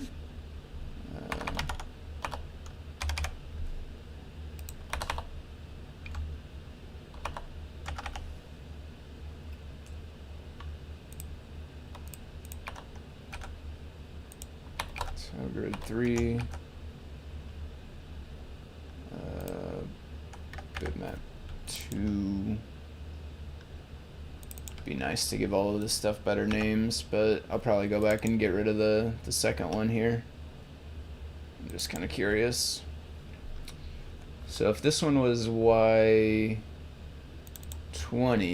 where would it end up?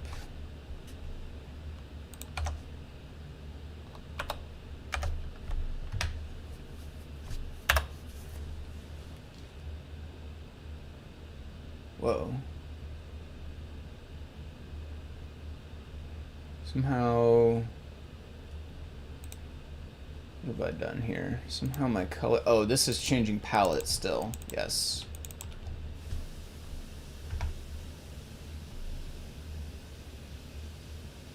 It's not in the middle, this is why the dglyph is used in the calculation. We can look at the proposed new documentation to see the formula. Okay, I'll pull up the documentation. I think you mean the one on the documentation issue. I'll pull that up here in a minute. Okay, this is starting to make sense to me now. So this is how I was thinking it would be. So basically, I guess what it is that using this may be obvious to you, but I'm just kind of going through my thought process here as I'm discovering it. It looks like using y offset false will cause the default placement to change. So by default, when you use x and y properties on a label,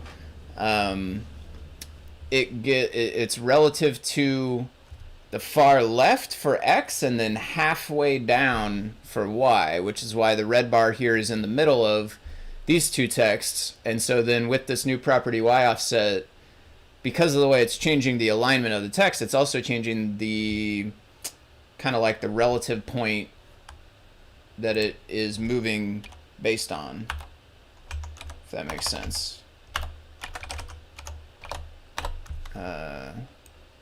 What does this do?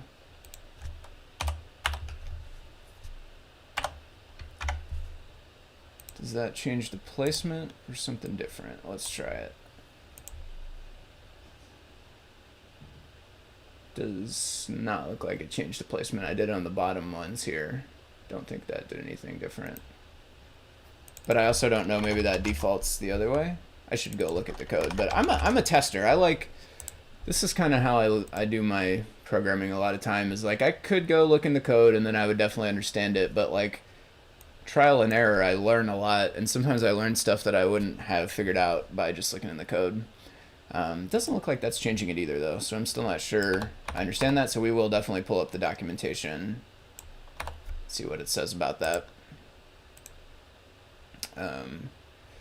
This is looking pretty good though. Try dglyph to false. I did try that one. It didn't seem to make a difference. I'll put it back though. We can have it, and then we'll see if maybe when we change around the fonts, it does anything different here.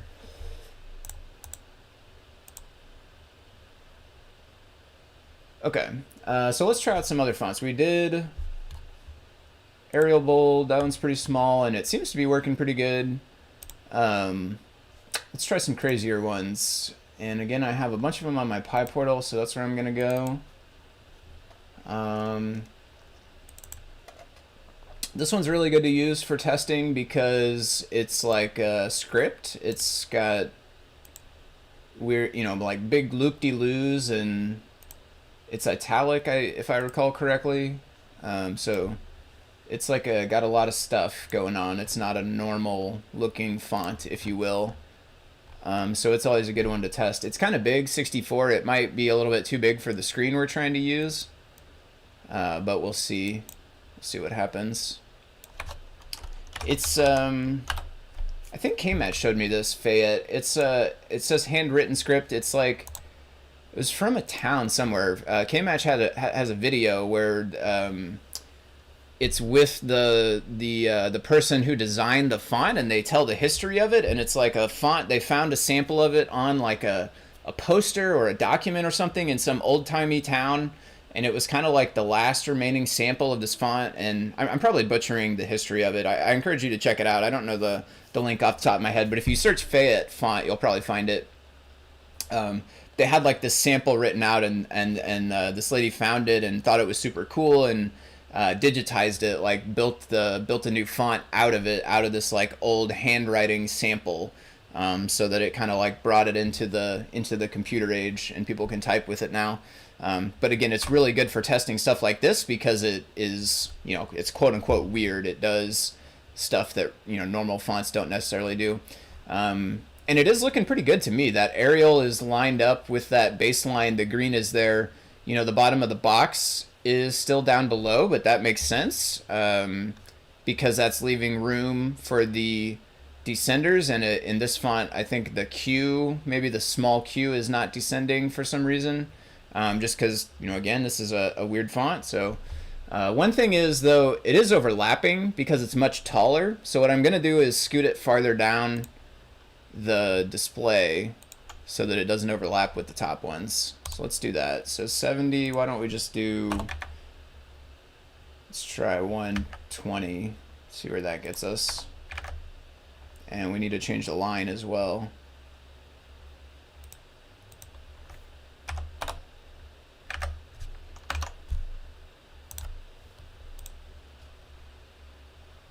There we go. Actually though,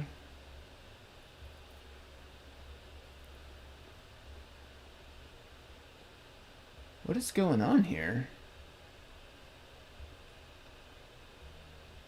So the baseline is correct.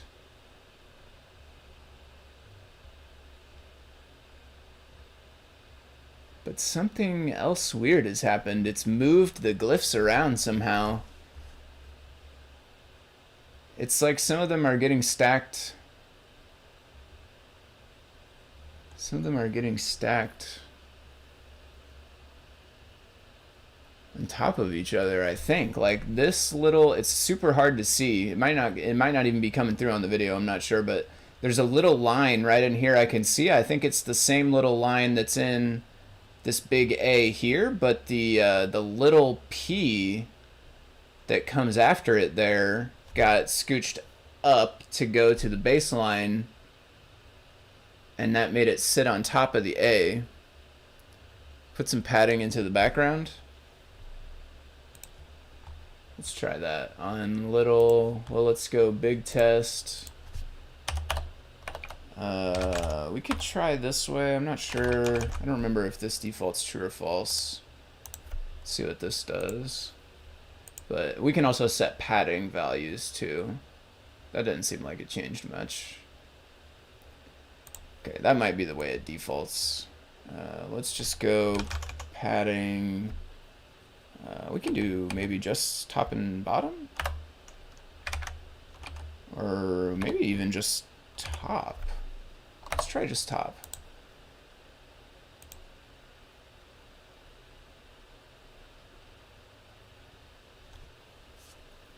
I don't know if that changed anything. Let me use a bigger value. I'll take a screenshot too. We can compare maybe.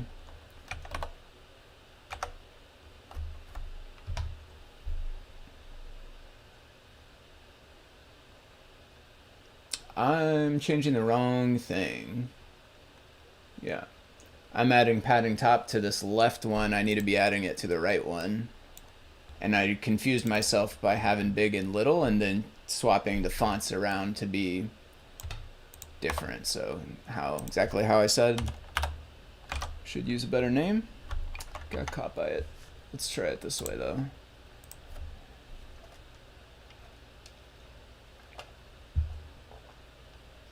And let's do it smaller now that we are actually changing the right one. Yeah. So that does fit everything in,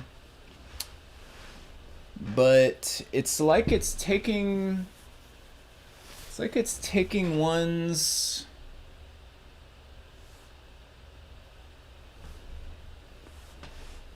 that used to be on. Well, I guess it's just two things are happening. One is that it's moving everything up to put it on the baseline, which makes sense. That's exactly what it's supposed to do. Although I wonder if we want the descenders still to come below the baseline, maybe. But maybe it's a per font kind of thing too. So it's pulling everything up to put it on the baseline. And because of the fact that this font is basically like italics built in, it's like slanted within the font itself. When it scoots those things up, it's ending up pasted on top of the previous letter because of the slant. I think that's what's going on. I'll try background tight. That's what it says in the chat here. Let's try background tight. False.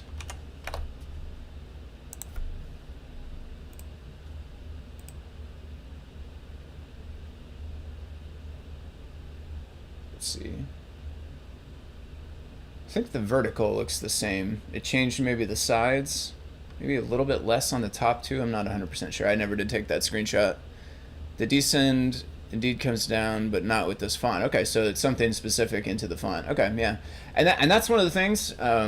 That's one of the reasons I like to use this one, is because it tends to reveal weirdness. So we can, you know, if it turns out that that the way that this font is, it's either not supposed to work like that, or it's not how it could be inside of there. That's totally cool. But it's a good one for finding weird stuff. Let's check the Pi Portal though. Maybe we got some other cool stuff in here. Collegiate, this is another big one. I'll try a few more of these, and then we'll jump off of this and move over to the layout library. I still want to look at that today as well. So today will be a little bit longer of a stream than I've been going the last few weeks.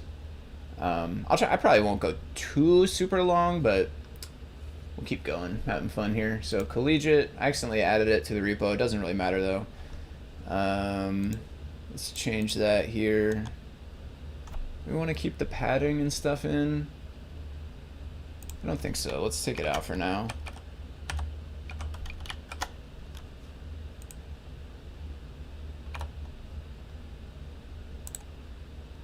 We need to change the font. Collegiate.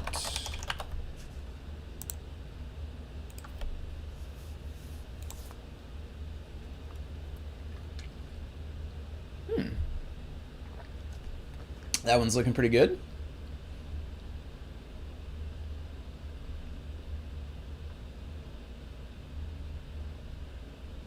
It is the same deal where the descenders don't come down, but I mean it does line up along the baseline, and it looks the same as the small one, which is the important part. That's really what we want, is like it should be the same and it should line up across, and that's exactly what it does.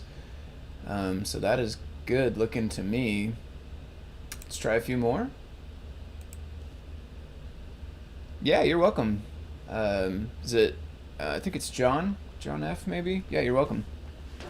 For sure. Thank you guys for coming to hang out. You know, I would be messing with this stuff pretty much anyway, so it's, you know, it's good for me to like get in front of folks. It gives me more eyes on the problem. I tend to learn things. You guys teach me things as well, so it's a nice, you know, mutually beneficial thing here. I'm enjoying it as well, so thank you all as well.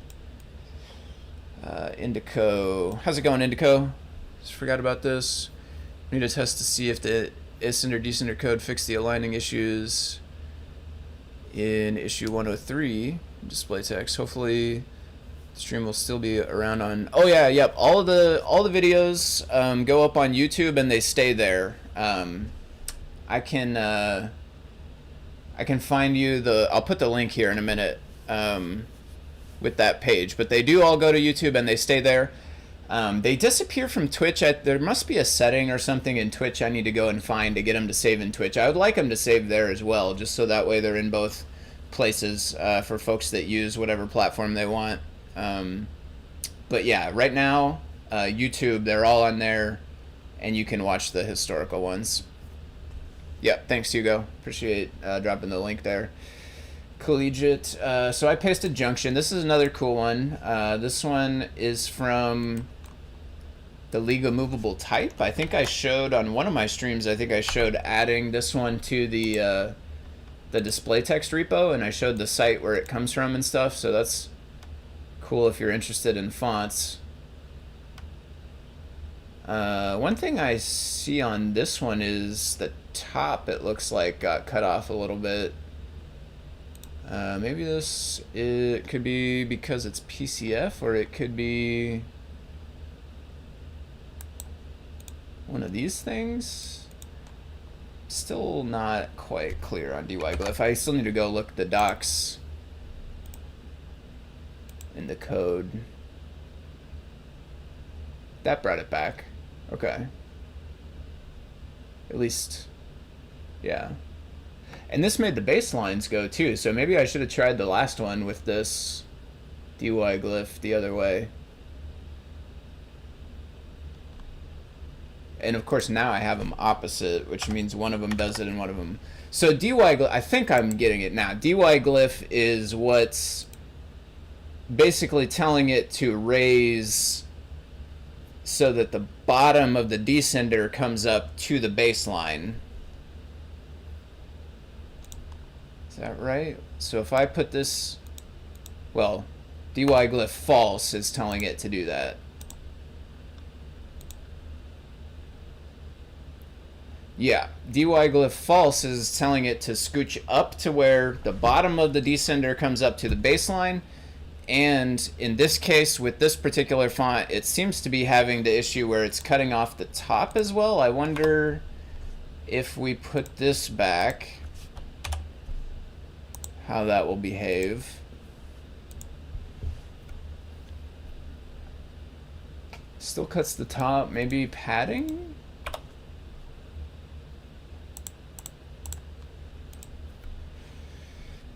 See my last code from the repo. Oh, maybe not. Let's check. I cloned the repo. I think I cloned it a little while before I started. So it was today, but it was not like... It was before the stream, maybe an hour or two. So you can at least... you can always get this top part back. One thing is, I guess, the background. If we had... So right now our text is black, and the background of our display is black. The background of our fonts we're setting to this gray color, but I bet you that it was not cutting off the letter like I said. It probably was moving it above the background. I bet you it was actually still there. Let's set this to red. We'll do bright red, and that will let us see if that's the case. And we will take this padding back out for now.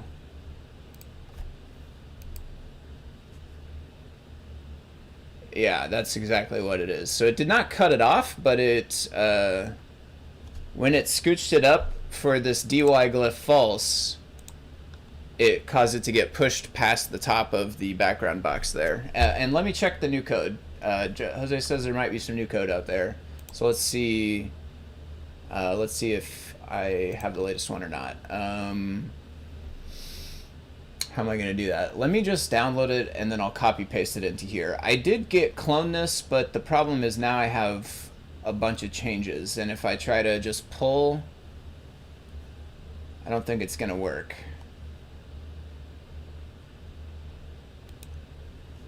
Let's try it though.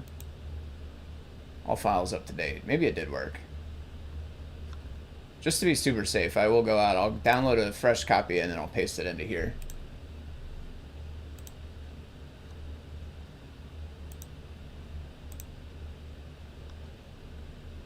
Save that. downloads. And then after this, I'll do maybe 1 or 2 more fonts, and then we'll move on to layouts.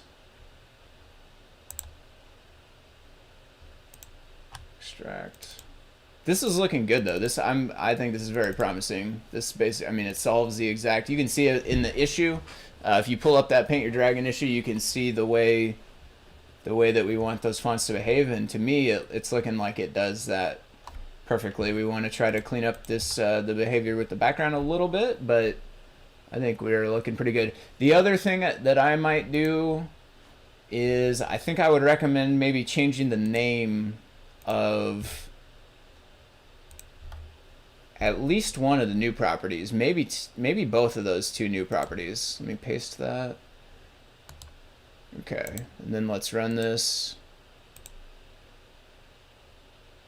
Okay, yeah, that's still going the same. I don't know if I have the best suggestion though. Let's look at this again. It's Y offset, and then it's DY glyph. I almost think instead of Y offset, this one should maybe be like align baseline or something like that. And then it should also, like, the logic I think maybe should be flopped. So it should be like, if we do it that way, it would be like align baseline and it would default to false, which would mean it would keep the same behavior from today. You would then set it to true if you want to get the new behavior, which would be what's aligning it there at the baseline at the bottom. DY glyph. This one, it does say for analysis purposes. Is DY glyph, do you think, is that intended only for testing, or do you think we want to have that option when it publishes into the real repo, Jose? Do you think that's something that's like, it's meant for people to use in the long run, or is it only really there for testing and developing? Let's see what they're, catch up on the chat here a little bit. Indico says we got 2 labels using different fonts. Want them to line up along the baseline. I want to place the label, set the baseline of the second label to the same height as the first label. X plus height? I mean Y? Y plus height? Field tested. Indico originated the issue. Is Indico Paint Your Dragon? Am I thinking of the wrong issue? No, not for using it. It would be a rabbit hole to go there. Okay, so DY glyph, the name probably doesn't matter so much if we're not intended to use it in the long term. That one doesn't matter, but I do think maybe Indico post on here? No. Okay. I might be thinking of a different issue or something. Anyway, though, Y offset. The name of Y offset, I would probably recommend we change. We can get feedback from some others on the team. Kmatch does a lot of work on display text. I'm curious to see what Kmatch thinks. And then also, always we want to get feedback from like the CircuitPython team. So Katney is the one in charge of the libraries. We could get feedback from her as well. I'm leaning towards, though, I think align baseline and again flipping the logic. So align baseline true would mean we get the new behavior. Align baseline false would mean we get the old behavior. Okay, let me try 1 or 2 more fonts though, and then we'll move on. Fonts. Let's just see. Let me get a small one. Mono bold. Let's try that. Everything I tried so far I think was at least 12. So let's try one even smaller. This one's mono bold 8. Don't need to add it. Baseline. I'll take DY glyph back off for now, or removed. Background tight. Okay. Change the font. Will do, and submit. Cool. Thank you. Yeah, let me know also if you have any trouble with the PR issue. I don't know if you've done PRs before. If so, then you're familiar with like Pylint and Black and all that stuff. But if you have trouble with any of that stuff, feel free to ping me. I can help you out. There's tons of folks on Discord who can help you as well.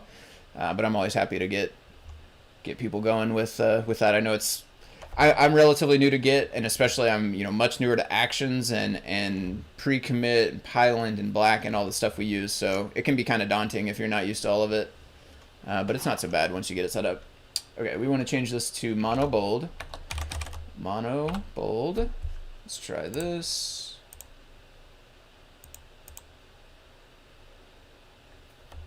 And it's really small, I guess, so it's kind of hard to tell. Maybe what we could do is, instead of Arial, bounce that one up to one of the bigger ones. Like, let's try Bitstream. Just kind of change it around here with a bunch of different ones. It's looking good. Lines up on the green line there. Maybe let's do one more and then we'll call it good for now on this.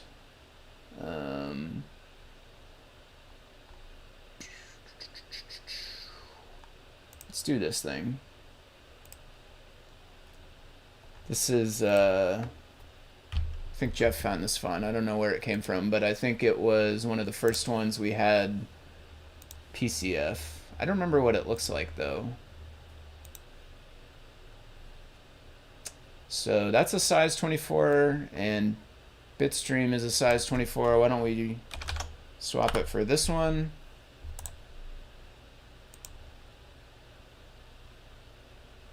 Okay, the X is off a little bit because that's very wide, but the baseline looks aligned correct to me.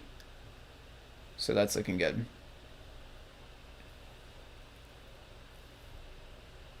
Or is the Q running under? Let me change this to red also.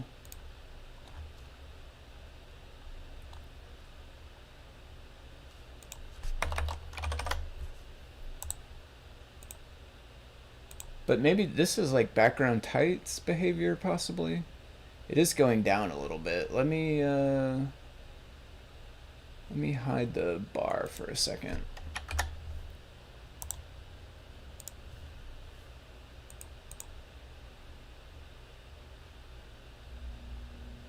Pokes down below the box. But this is not, I think this behavior is not part of the new changes. I think that's to do with background type, maybe. Well, I don't, oh, well, yeah, because this is background type false. So if I put background type false on this one, then it won't do that anymore. It will keep the descenders inside the background box, I think.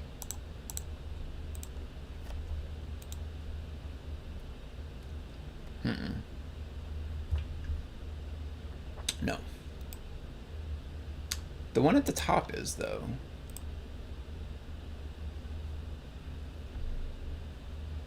So this did change with the new parameter. So we might want to look at that as well.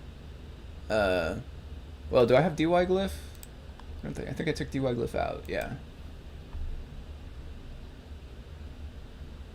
This probably does not change anything, I don't think. Well, I just had it the opposite. I don't know what the default is, though, off the top of my head.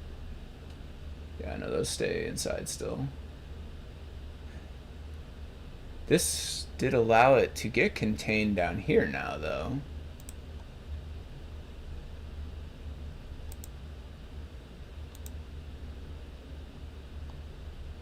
What did I change?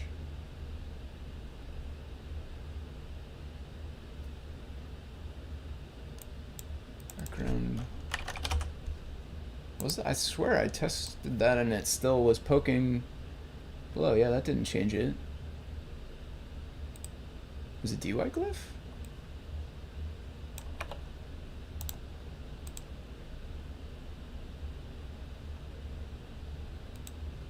Huh. How? I swear those were just poking down below. Missed the beginning of this. Align baseline makes sense. Yep. Okay. Do a PR. I mean, this is gonna undo the whole baseline. It still doesn't affect those things poking down. Did I have padding on? I don't know what I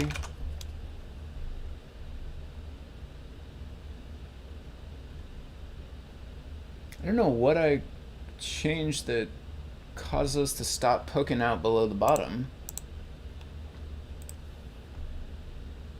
I don't think we want that though, I guess is the short answer. I'm pretty sure, I believe the behavior today, no matter which way you set any of the properties, I believe the behavior today is more like this. It won't let anything poke outside of the background box. And I think that's what we want. I don't think we want it to be able to poke outside. So if anybody who's watching, Jose, if you're working on it, or anybody else who's watching, if anybody wants to review this or test it out, if anybody can figure out what I did to make those poke out, and then I think we'll want to change the behavior so that it doesn't do that. The other thing actually that's really nice about streaming is I can go back and watch the video because there's evidence that will show me exactly what I did. So after I'm done with the stream sometime later today, maybe I'll do that to figure out how we got those poking out the bottom, see how we can fix it. Okay. Let's look at display layout, and specifically we want to look at one of the PRs, which has got a couple of different things inside of it. Looked at putting some examples in the PR for the background. I fixed that behavior. Okay, cool. And so one thing that's inside of this is the switch, the back and forth switch that KMatch made. Another thing is widget label, which is really cool. I want to take a look at that. Because that was kind of an idea of a way I had an idea about a way of doing something, and I'm curious to see how it turned out. I didn't get a chance to do it before KMatch got on top of it, so I'm curious to see if it turned out kind of how I was imagining when I first kind of put the idea out. So what we need to do is check out this branch. I'm going to use the GitHub command line tool for that. I need to open up the repo, Displayio layout, go this window, and so the thing is right now I am most likely on Foamy branch.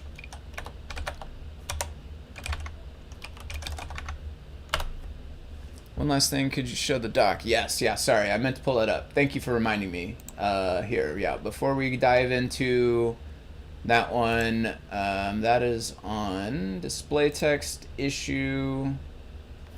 This was an older one. To be honest with you, this was something KMatch and I talked about back over the summer. And I meant to get back to it before now, and it totally slipped my mind. I'm glad that this came up, and I'm really glad also, Jose, that you are taking this on and helping out with it. You've got a lot of good stuff put out here. So yeah, I'm happy where this is moving along. Finally, it's back in the forefront of my mind. So we're gonna get this put into the guides. I think let me pull up the Learn Guide page too. I think where we're gonna put this is, well, one of two things. We might make a new. I'll have to talk to Katney a little bit. We might make a new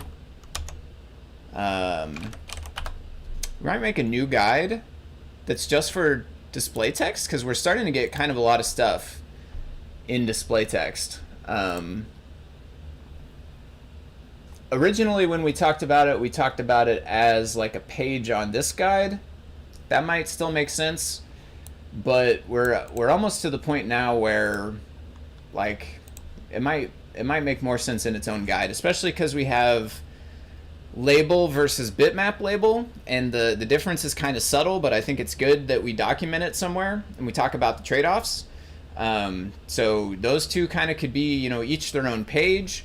If we end up with my new one, I don't know if I talked about it too much on the stream, but it's kind of goes along with the grid layout, which we're going to look at here in a minute. So I'm not going to get super far into this. Maybe we'll talk about this next week or something. But I actually started a third kind of label here, which is more like a bitmap label, but it instead of growing to fit whatever font, whatever text you give it, it stays at the size you declare with the properties. So you can declare height and width.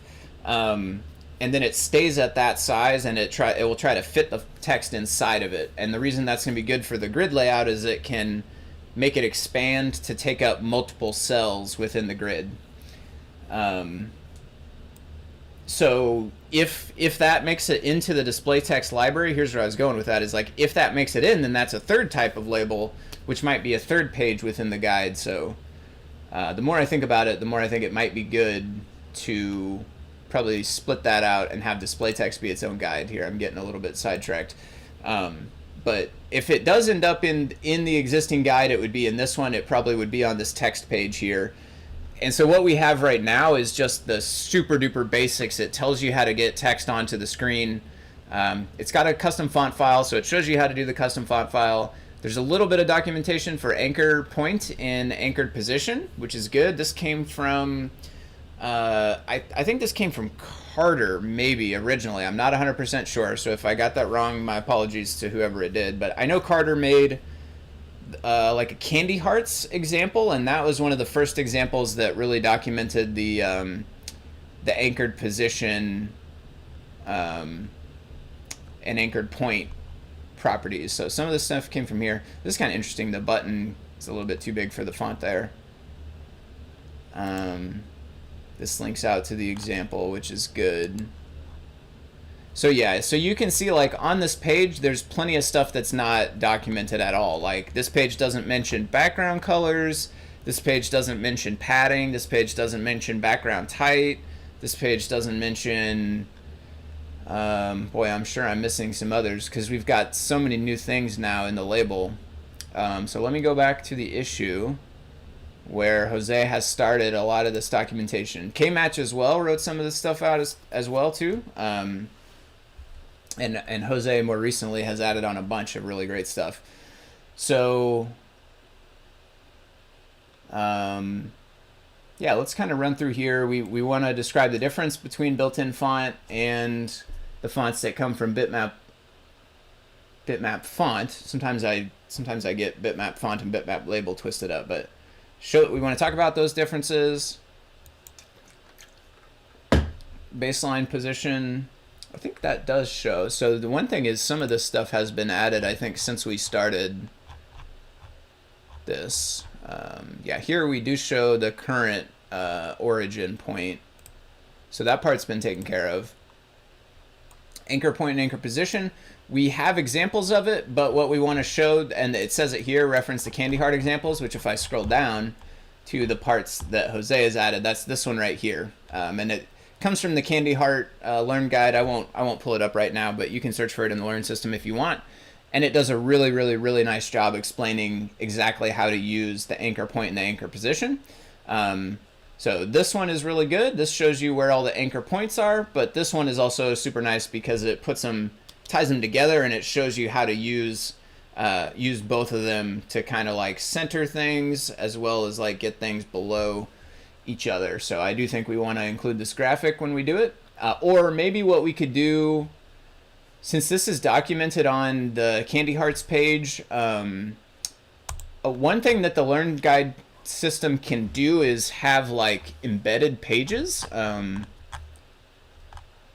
see if there's one here. I don't know. Doesn't look like it. Let me see real quick if I can find a different project that has what I'm talking about. If not, then I'll keep going with what we're doing. I don't want to go too far into the weeds, but let's check this one. No. One more. Welcome. Yeah, these. No. No. Okay, yeah, I don't know where an example of one is. They have the ability, though, to embed pages. So we might be able to like embed a section from the Candy Hearts page into this page, and that way it's only documented in one place, and if it changes when it gets updated ever, it could get updated in one spot and it would carry it over. So maybe that'll work, maybe it won't. If not, then we'll bring some of it in. Let's go look back at the documentation too. Whoops, didn't mean to close that. Oh, come on. And I don't have, I'm in a private browser, so it's not gonna let me bring it back. No matter, you can click back through. One thing I did want to point out actually while we're talking about this is,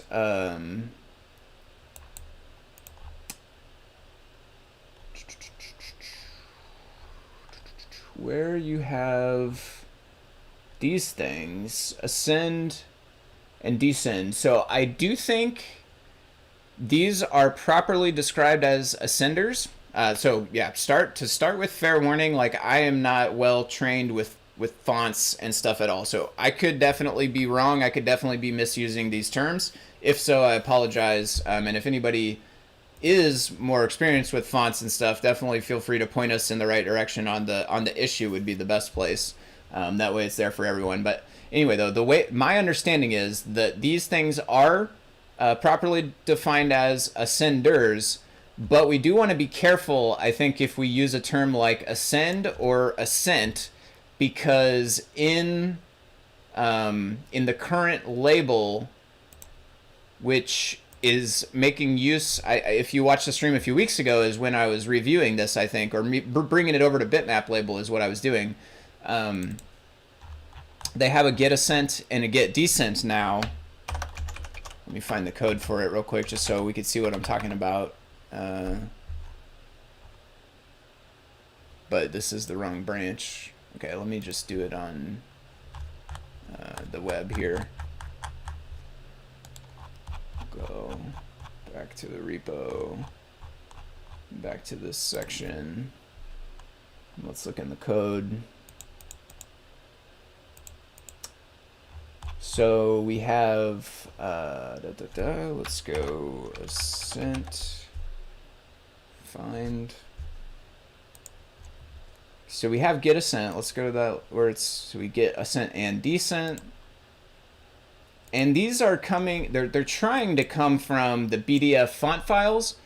And the one thing I think we want to be careful with is I think that the ascent in the BDF font file, I think it might be all the way down to this red line. So I think what it defines ascent as is this section that's in red up here, but also all the way down to here. So we want to be careful to point out that like ascenders is a concept within font. That's those things that come above the midline or whatever that's called. Again, I don't know those specific terms, so I probably butchered that. But the ascenders go above that midline. But then I'm pretty sure the ascent that we are getting now from bitmap font, it's also ultimately it's stored inside those BDF files. I think that number matches up with the full vertical height, like on this H here, from the top, tippy top here down to this red line here, but would not include the descenders. So it would not include the tails or like the part that are yellow down here. That would be the descent property. Okay, cool, yeah. Thank you for confirming, Jose. And we do have PCF and other font formats. Yeah, that's another thing also that's not mentioned in this guide at all is the different types. In fact, my guess is there's probably a warning that says something like it only supports BDF. Yeah, it doesn't necessarily say it only supports BDF, but it does not mention PCF at all. So if you were just looking at this page, you'd have no way of knowing. So that's another thing we want to add for sure. Okay, that's good. So yeah, I think we'll just need to make sure whenever we do this part, we just want to make sure to highlight, like make sure we tell the difference between like the font concept of an ascender versus the CircuitPython label concept of ascent, or I guess it's really bitmap font concept, but it's inside label. Advanced positioning with inside of update text. So basically, yeah, just documenting how we do the positioning, and this also documents the new new parameter. So it was called Y offset. We might go with baseline, align baseline or something eventually, but it's documenting that as well. So, and of course, since that's a brand new thing, that's not documented yet, and so we'll definitely want to make sure to include that into the guide once it is merged in. Glyph dy. Distance in the y-axis from the glyph origin.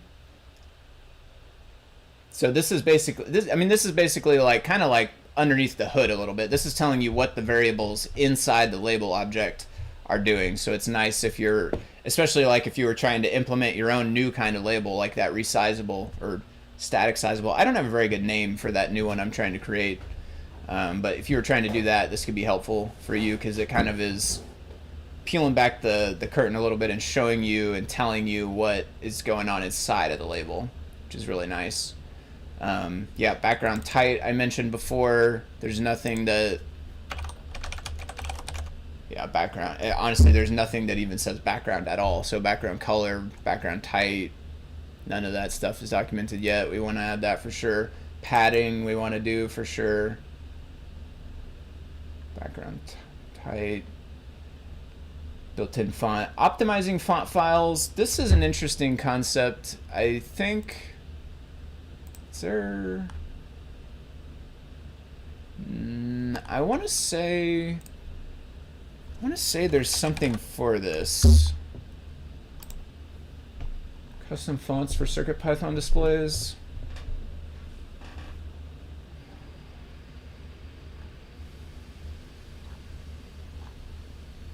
Where do I get fonts? Using Font Forge.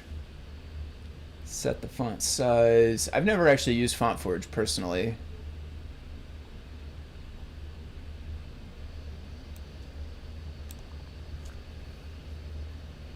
Yeah. This is the section I was thinking of.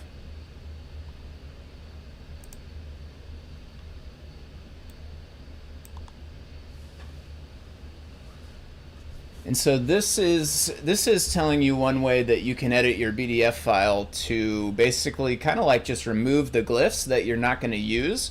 That way your file is smaller, which is nice, especially if you're on small device. Oh, I see. Okay, this is where this came from, which is what. Yeah. Okay, so that's what Jose is telling me. I think what we can probably do here. Oh, this is documented font color also. I think we could probably use the embed the same way. I think it would be good if we had... I mean, I'm leaning towards a new guide right now, honestly. I'll talk to Kattni. We'll see if that's the direction that she wants to go. But if we end up like that, I would see it as we have a page for label, we have a page for bitmap label. Eventually, if my new one makes it in, we have a page for that.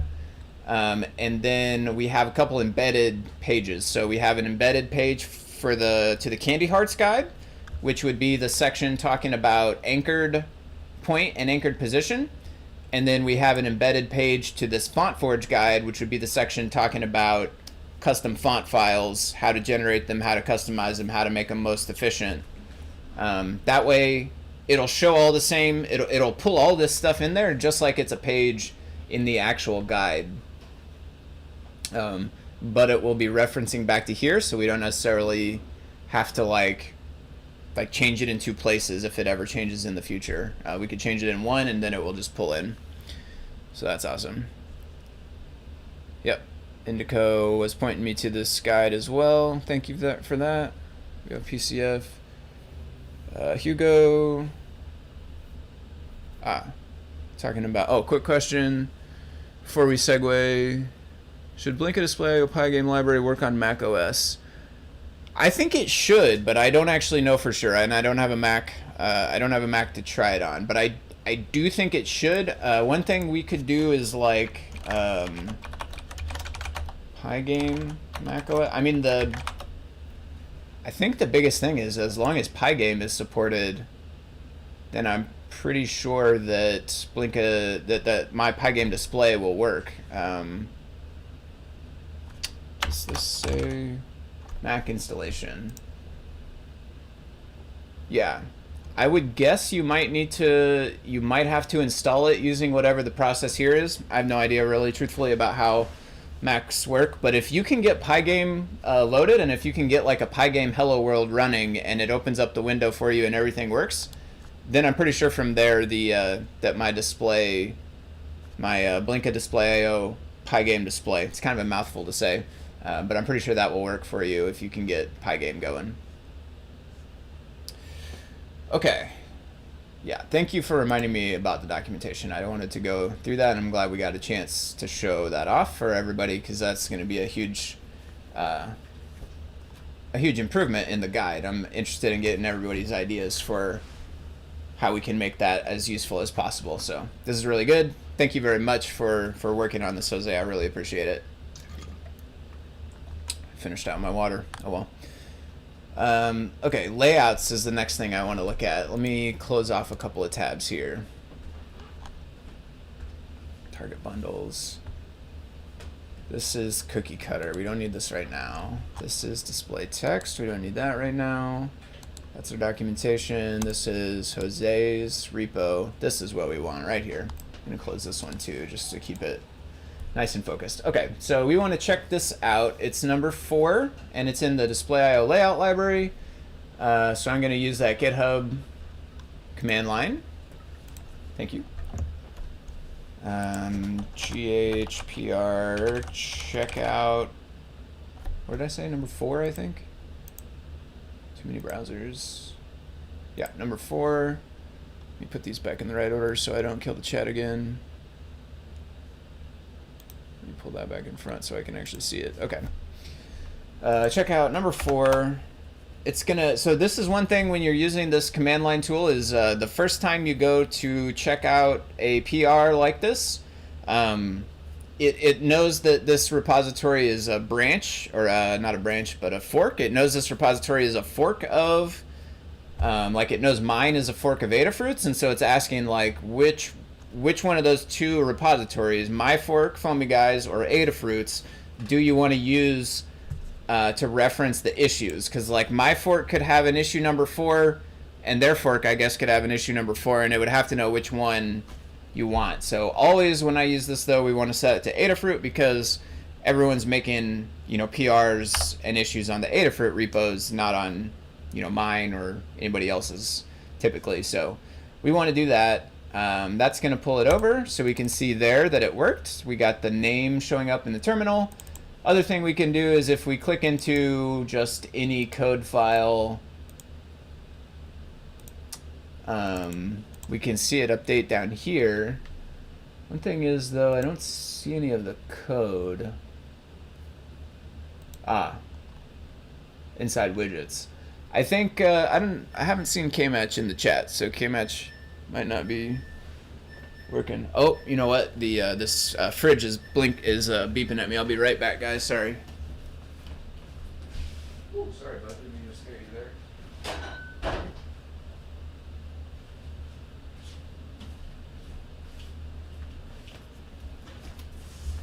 Okay, sorry about that.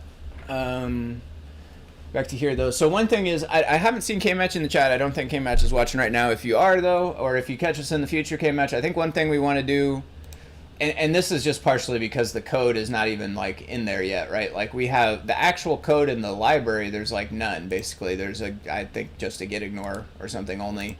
Yeah.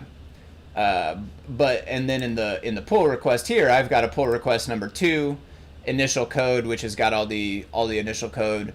And it looks like Kmatch might have started from mine, possibly, because it does have the folders.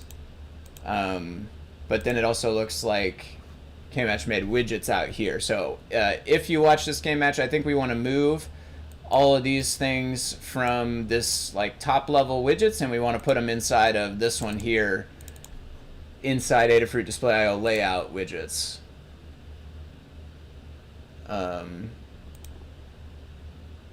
For now though, I think I will just leave it how it is for now. That way we don't have to change as much of the testing code. So the main thing I'm excited to do right now is look into the control and the widget classes, and then test out the switch round and test out the widget label. I think I'm gonna do it on, I know I always pull up the Pi game here, or the Pi Portal here. I always pull this up and have it, and then for the last few weeks I haven't really used it that much because I use the Pi game display thing so much because it's so, you know, convenient to just run that stuff on my PC. One of these days though, we'll go back and forth. We'll use the Pi Portal more. I know because this is about CircuitPython, and CircuitPython is at least halfway about all those devices. So But for now, it's quicker, it's easier, it's more convenient. I'm just going to use my Pygame display. I'll grab the setup only. Paste a copy over here so we can use it. I want to go inside examples. Yeah, I guess we'll put it inside examples. Copy it, yes. We don't want to add it to the repo, but again, I'm not going to be pushing, so it ultimately doesn't really matter. I'm probably not going to be pushing, I guess. Never know. Setup only. So then let's start with the switch. I want to do the switch first. So we'll copy some of the code from Kmatch's example. Import the switch. One thing is that I can't find it because I think it's. So I think this might be actually one of the same problems Hugo had in the progress. I think we need it like this. We need an init. Doesn't matter if we add it. Oh, we don't want to paste that inside here though. We want that empty. And I think the other thing we need is this should be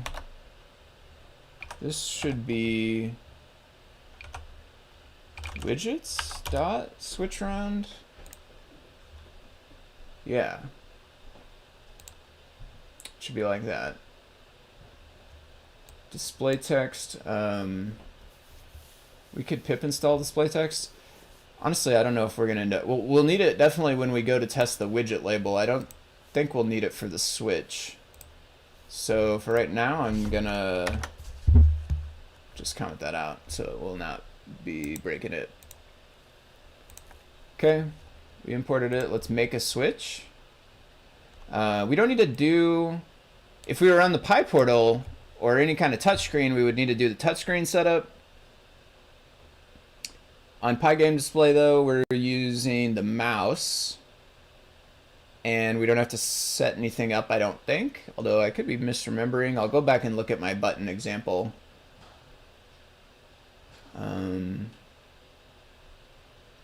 We need all these things? Yeah, it looks like these are the initial arguments that are getting used.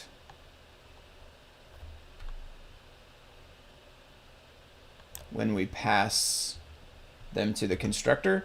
One thing I noticed is this says switch value equals false and then true on the next line, so that would not be doing anything, I don't think. Well, I mean, the first line would not be doing anything effectively.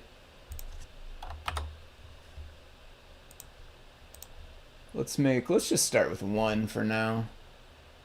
Kmatch has got this example here. I think it loads up 4 or 5 or 6 or something. It's got quite a few switches.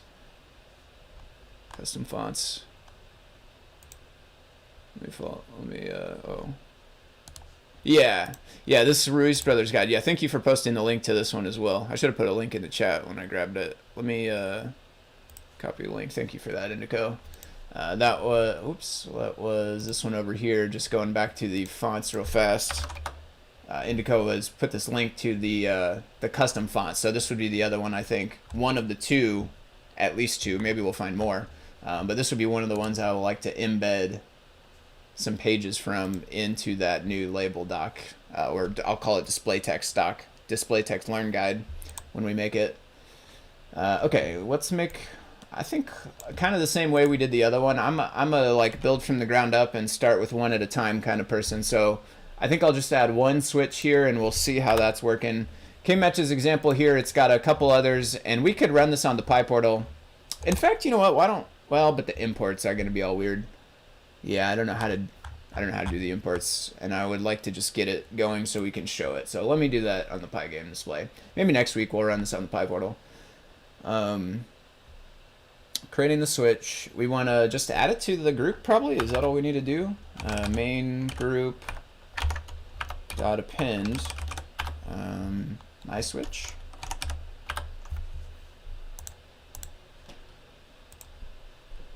Nope. No module name widget. So that's because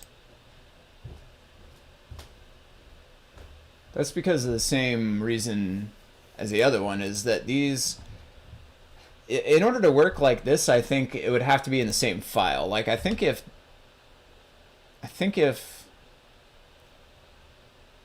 Well, that's not true though, because these are already in the same folder. I think I said in the same file a second ago, which doesn't make sense, but in the same folder. Maybe you could do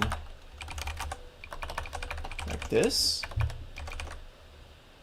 No. Oh, I spelled import wrong.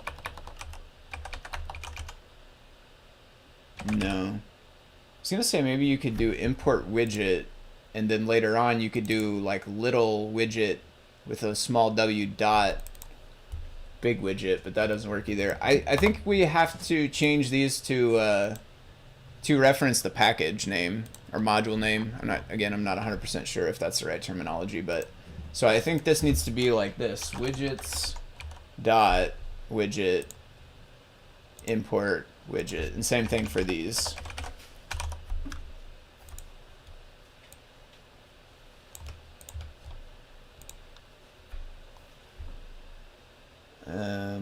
Yeah, let's check inside of these and see if there's a similar thing. This one just has Displayio.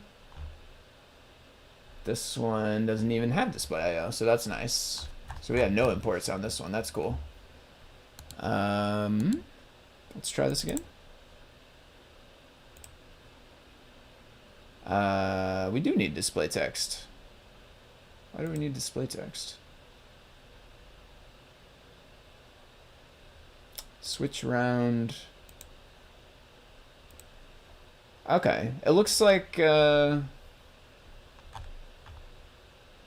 it's using the widget label by default. I think yes. So you can pass name, it looks like. Let's look at the parameters. Is there a name? I don't see name. Where does that come from? Self.name. Is this inside a init or? Yeah, this is inside a init. Self.name. This is I mean, it's kind of the same thing as Hugo's as well. Like, so yeah, fair warning. Like, this is definitely just a work in progress. I didn't mention to either Hugo or K-Match that I was gonna be going over this stuff today. So I apologize too if I kind of put you guys on the spot with halfway done PRs. But I'm totally not expecting it to be super finalized. I figured I'd work through some of this stuff, and I figured it'd be good to show the process. I think this is maybe set up to where we could have self.name argument if we wanted, but it doesn't look like it's in there yet. There's only one other. Is there one other reference down here? No, this is just. It doesn't like my Pylint. The auto Pylint inside PyCharm doesn't like the way that comment is. That doesn't matter though. Yeah. Yep. Let's see what Hugo says. Went back to catch your answer. Had to step away. Yeah, no problem. Thanks for that. Yeah, for sure. Getting a hard crash when I try the demo. So I'll go along with the Pygame instructions. Yeah, let me know if you have trouble. I can try to help you through it. I don't have a Mac, so it might be tough. But I know there's a couple other folks in the room, and my partner in crime at work has a Mac, so maybe I could sweet talk her into trying it out to get it working. Yeah. You're good, Hugo. You're good. I figured you were joking there. Kidding. Same here. I don't want to put anybody on blast or anything, but I figured it'd be good. I really wanted to highlight the work. Honestly, I think you guys are doing great work, and I wanted to give a chance to let other people see it and see what it's all about. So I was happy to go over it. I think this is what's going on here, though. His name. It must be like in the works. Eventually we could add this if we wanted, but right now it doesn't look like it's hooked up. I would probably lean towards just not. I can see it going both ways. Personally, I think I probably lean towards not having a name property or an argument or something in the switch, and that way we would not need to import widget label, and therefore we would not in turn need to not need to import display text. And I think it'd be really good if we could get it to where people can use the switch without display text if they want to. I understand like it's probably, most widely used case, like it's probably good. Most people will want to put a label to the side of it there or above it or wherever. But in terms of imports and stuff, I think if you don't want the label, then I would love for it to work to where you don't have to have display text. That way you can save a little bit more space on your file system. First of all, some of these devices have pretty small file systems, and also I think in memory too. Like if this imports widget label, which in turn imports display text, and we don't actually use it, then that stuff is in memory as well, eating up space. So we can look into that at some point in the future, though. I think for now, we can just fix it by installing display text, which I still don't know the actual name of, so I always copy it from here. Let me do that again. Seriousness, appreciate it. Yeah. Thank you for working on it. I'm happy to give feedback and test stuff out and try stuff out. I'm always really excited to see what people are working on. So thank you for putting it out there and for taking it on as a task to enhance. Okay, this is installed. Let's run this.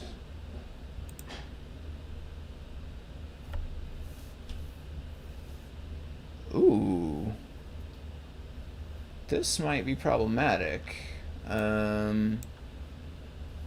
We might actually have to go to the Pi Portal. I'm just guessing because this is in site packages Displayio, which is coming from Blinka Displayio. If it turns out that there is some kind of bug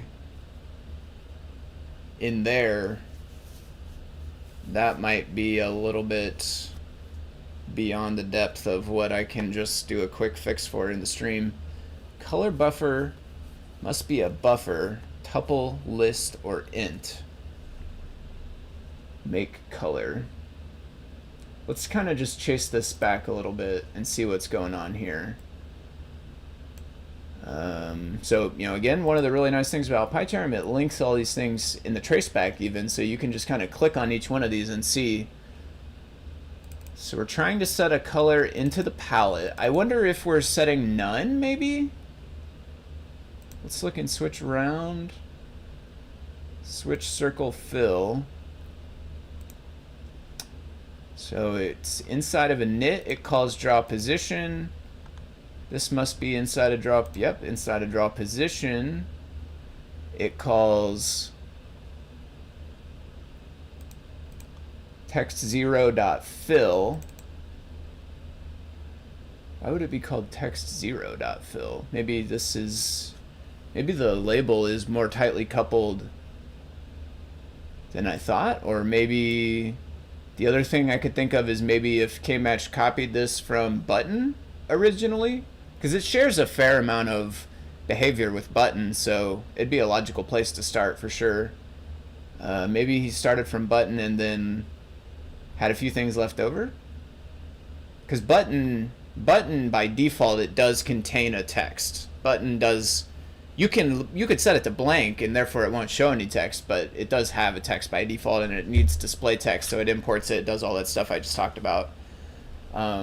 Text zero fill. So text zero is a shape though, I believe. Let's verify that. Self.text0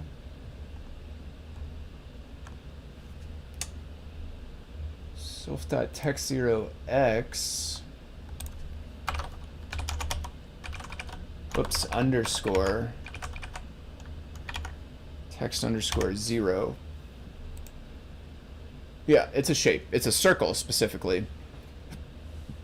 The 0 text circle. The 1 text rectangle. Maybe it'll be more apparent once we get it drawing to the screen. Maybe it puts a 1 and a 0 in there possibly. I'm not sure.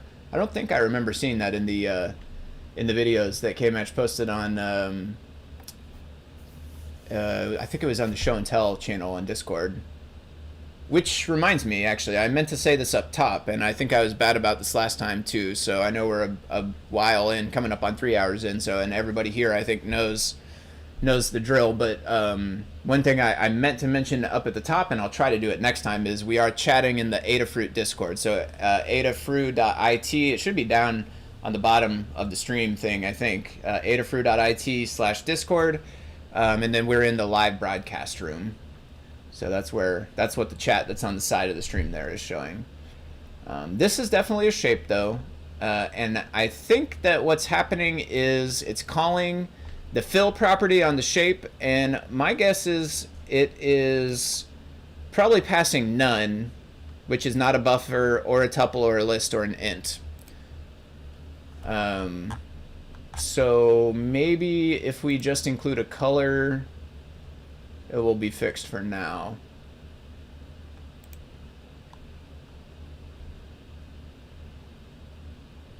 But these are all set to colors.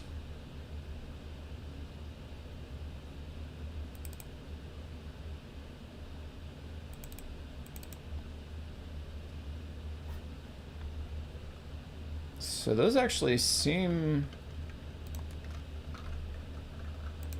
like they already have colors. Let's step through this code again real quick.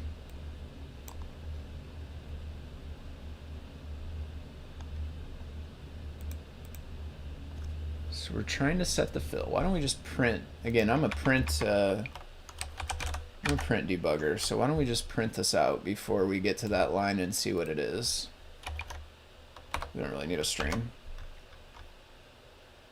Oh. Well, no, that makes sense. This is a property getter. This is a property setter.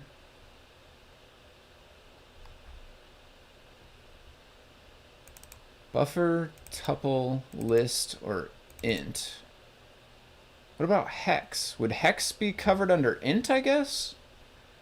Because well, but these aren't hexes anyway, right? These are tuples. We just saw... Yeah, we just saw this. They're tuples. I think I say that wrong, right? It's supposed to be tuple, maybe. I always say tuple, though.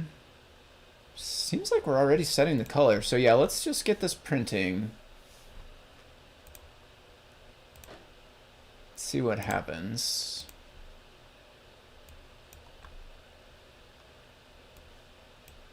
I see. This is like some kind of object.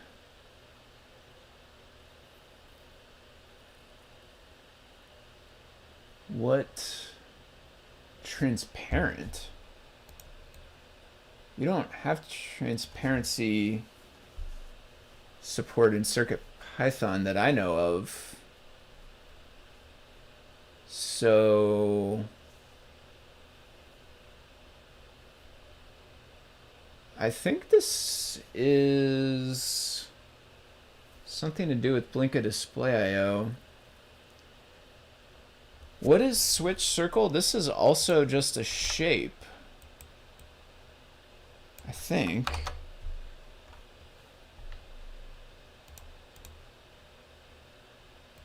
Yeah, has outline and fill. I happen to know those are properties on all of the shapes. Yeah, that's a circle.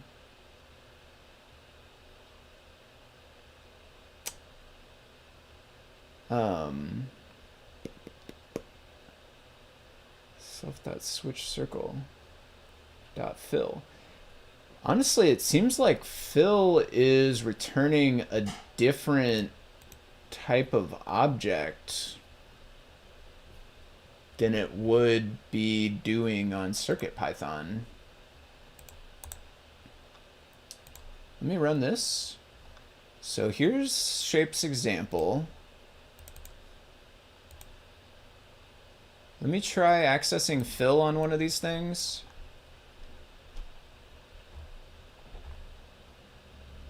I don't know about polygon or triangle. I'm pretty sure rect does, though. Polygon and triangle might have the thing I'm looking for. I'm just less familiar with them. Actually, you know what? Let's do circle, since circle is what we're looking at in the switch anyway. Print circle dot fill.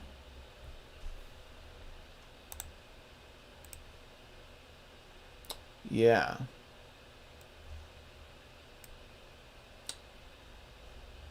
So that's a different type of object. So I don't want to, again, I don't want to go too far off the rails. I know we definitely we're already going for a while here, but if you guys are with me, then I'm still going to be going anyway, so I might as well just keep the stream going. But I think if we try this in CircuitPython, it's going to be different.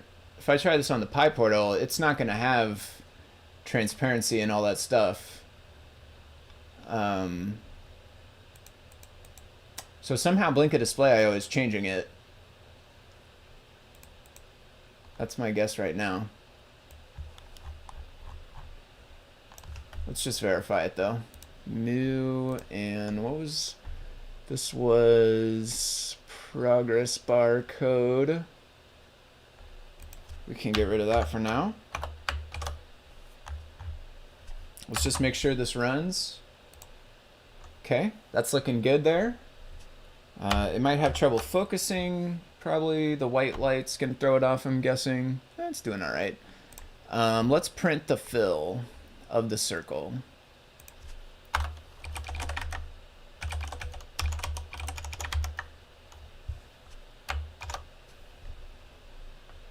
Yep, that printed, because that's like, it's like a hex value. It's like 0x whatever, right? FF0000 or whatever. I mean, pretty much the same thing as this, I guess. And so that's converting it to int and then passing it back to us, whereas when we run the exact same code in CPython through Blinka Displayio, we are getting something totally different. We're getting this object, getting this kind of object, which I was gonna say maybe we could just grab one of those properties. We could grab the alpha one and ignore the alpha, maybe?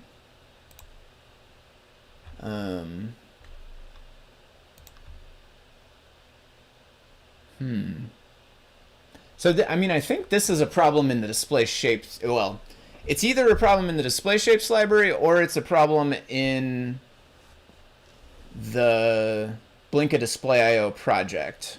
One of those two places, I think, is where the real fix for this is at. I am kind of curious, though. I still kind of want to get the switch round working, so trying to think if we have another way around it for the short term. What if we...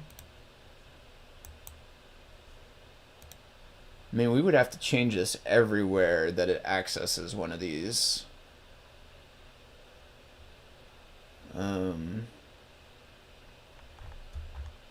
Okay, actually, before we get too much farther, let me just do a brief sanity check.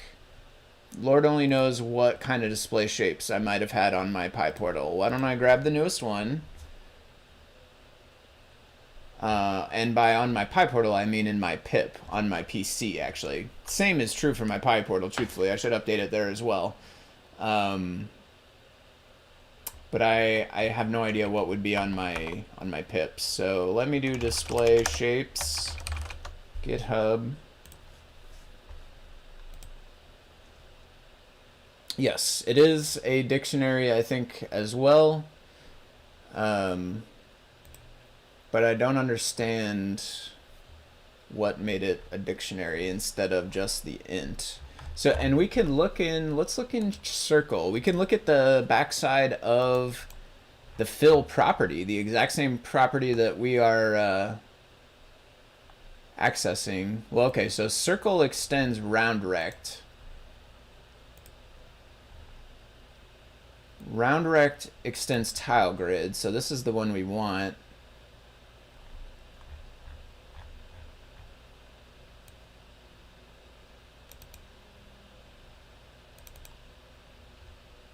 Self.palette too. Yeah, it's almost like maybe the palette. Maybe the palette in Blinka Displayio works differently. Maybe the palette in Blinka Displayio stores these objects, these dictionary objects with all these things, instead of just the simple ints. And then as long as the rest of the Blinka Displayio code, you know, knows about that and codes around it, then everything would still work. And interestingly, you might be able to achieve alpha, which would be kind of cool. I don't know if that's true for a fact, but that's kind of my guess. Set item.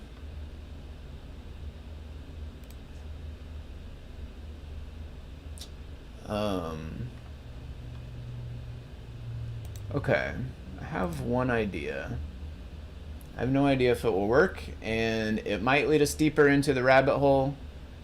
If so, I apologize. We'll wrap it before too long, but I want to try it out. Do I have display shapes? Display shapes. Anybody for display shapes? Maybe it's here and I can't see it. Let's look in the alphabetical. Display shapes.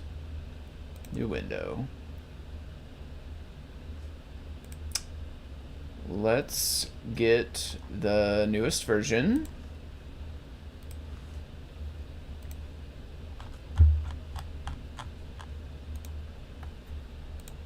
We need, so what I have is my fork, and in this repository I don't have a need to close some of these.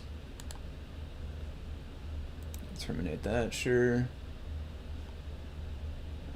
We could kill display text also. There we go. In this one, I don't have the Adafruit remote set up yet, it looks like. So I have my remote, which is unfortunately it's still named Origin. I mean to go back and change them to Foamy Guy. Somebody showed me how to do that on one of my streams, and I'm still intending to do that because I think that's better for sure.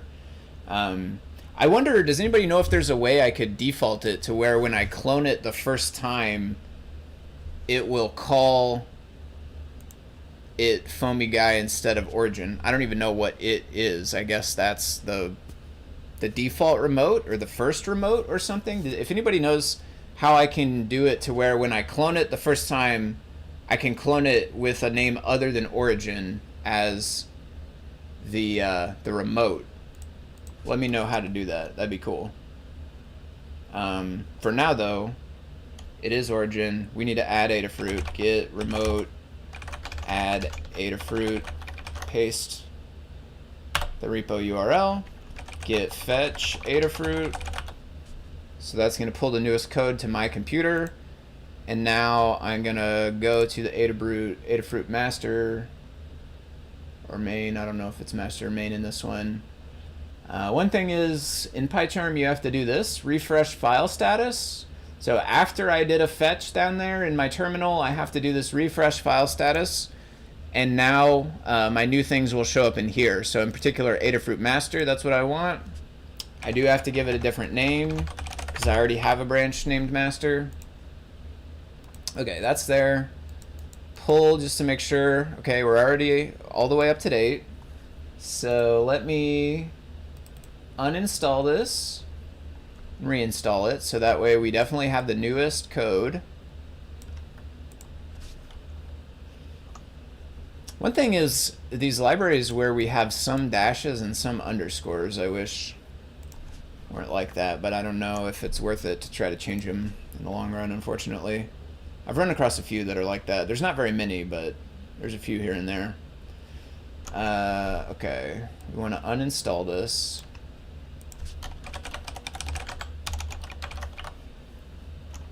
Not with Git though, that's not how we uninstall things. Yes. And then we want to install this repo, which I just updated. I could have installed it just straight through pip, I guess, as well. That would have made sense, but I'm going to try to change the code in it, I think, here in a second. So having the local copy is going to help me do that. Let's run this. I think it's going to be the same error. Yes, same error. So just for the sake of testing this, we definitely would not do this in the real library. I can make an alias, get remote. Ooh, rename origin. I didn't know you could rename. I didn't know you could rename remotes. I think the code, or well, the commands I saw the other day was basically like, pretty much like delete origin and then add foamy guy with the same URL. Renaming though, that's really nice. That might be the way to go.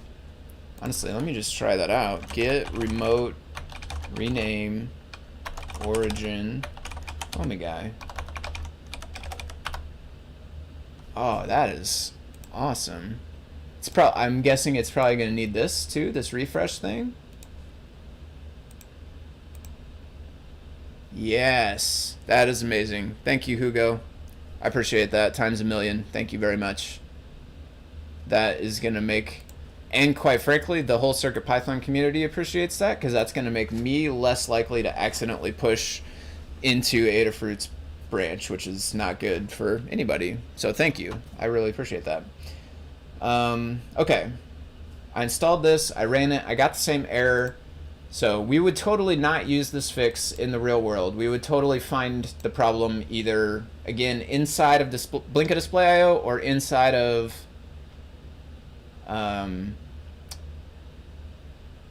what else did I say before? Blinka Displayio. I don't know. Now I'm drawing a blank. Inside palette, but palette is inside Blinka Displayio. Anyway, I lost that train of thought. Let's go with this. What I think we can do is circle extends round rect, so we want to go inside round rect, and we want to change the fill property to access one of those things from the dictionary. Actually, we want to, I don't know if it will work because it's RGBA. The alpha, the fourth value might throw off more of the CircuitPython code, because pretty much nothing in CircuitPython is expecting that. Let's try it with that first though.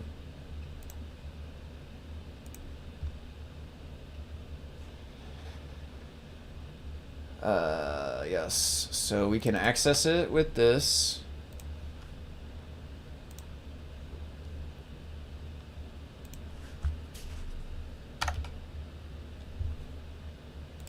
And then if we uninstall and reinstall shapes, the next time we run this, it will be trying to do that. So it will be getting only the tuple, which is closer to what it's expecting, I think. Oh, I did install and not uninstall. That might be good. I don't know. That might overtake the old one. I'm just not sure though. And so I'm going to undo it and then redo it explicitly here.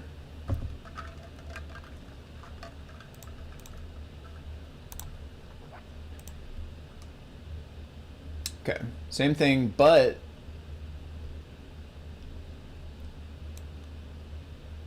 this is now tuple, or it sure looks to me like a tuple. But this says tuples are allowed. We still got an error. So maybe either this is not a tuple or it's also getting broken because of the fourth thing. So let me try one more thing here. We'll put it down to 3, which is closer, I think, to what it's expecting. So we want a tuple. I'm just going to make some new lines.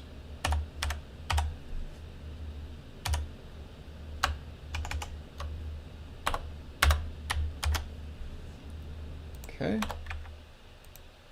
This way we get the first 3 values, but we ignore the last one. We stuff those back into a tuple, which the rest of the code should be expecting.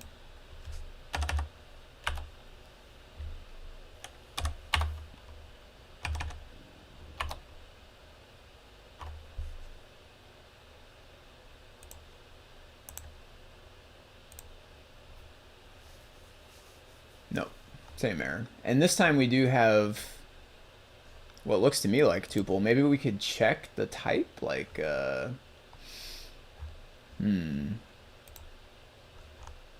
just call type and pass it in, maybe?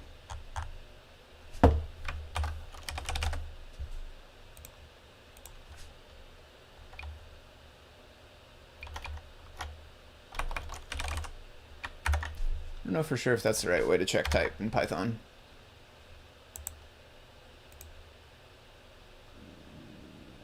Yeah, that looks like it worked. Class, it says, and it does say class tuple.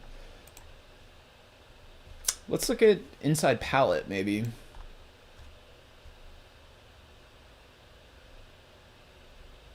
Oh, this is the same object that we were just looking at.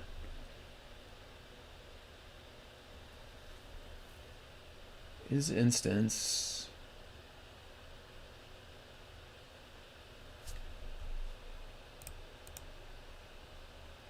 So this is the else block. So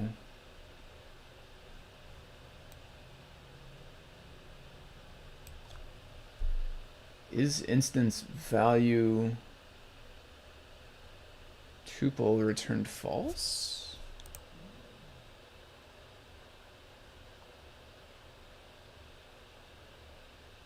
Why would that return false though?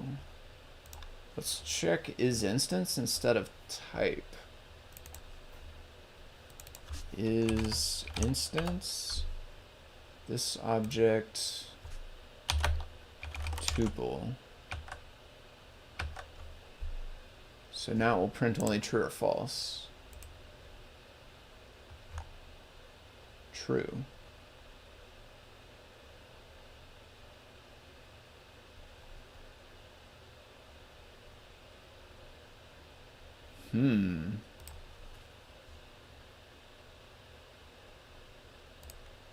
Value.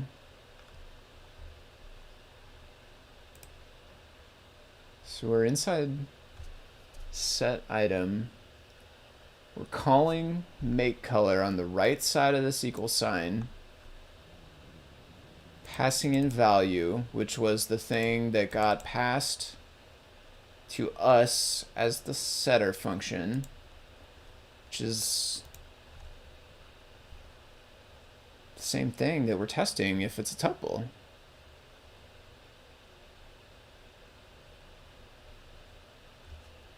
Let me see. Let me catch up on the chat here. Doesn't help that get subcommands flagged or mixed around all the time. This was get rename old new. But if you want to rename a branch, then it's different. Get branch -m, old branch, new branch. Another option when you clone a repo. I should look into that. Clone it with the CLI tool, that GH tool that I use to check out the PRs. GH repo fork and then foamy_guy / repo name. Interesting. We'll put so that would put Adafruit as upstream. Is verifying that we have the right data types. We could check the other ones. It's verifying that we have the right. I'm not sure. I'm not sure exactly when you said that. I probably had context with something I said.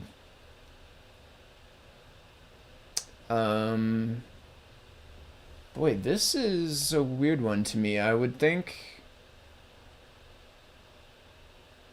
I mean, this would be the right side of this equal sign here would be what is value here. And we just checked the right side of this equal sign if it was a tuple. And it said yes, it was.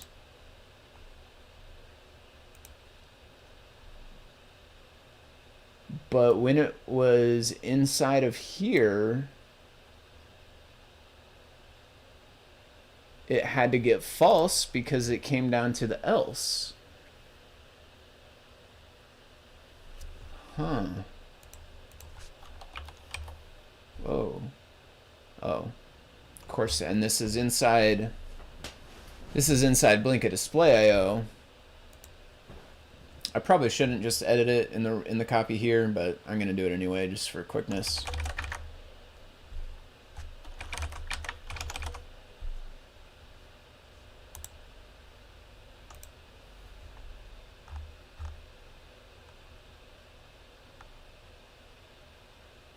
Okay, so one thing we can see is this is getting called a bunch of times. Some lots of ints and tuples.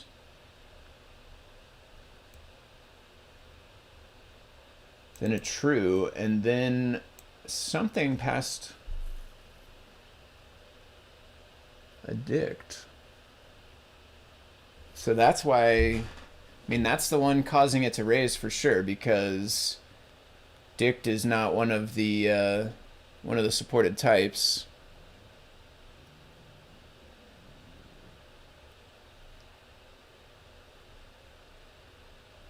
But why?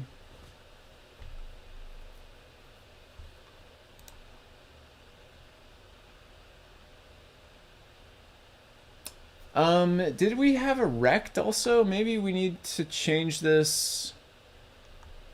Maybe it's fixed. No, this is...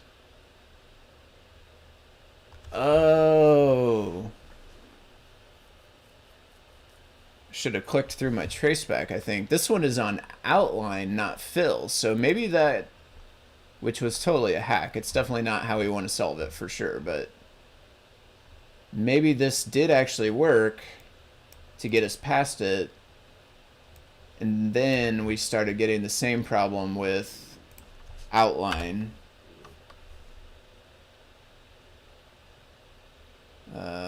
Yeah, I'm just gonna edit it here as well, even though I shouldn't.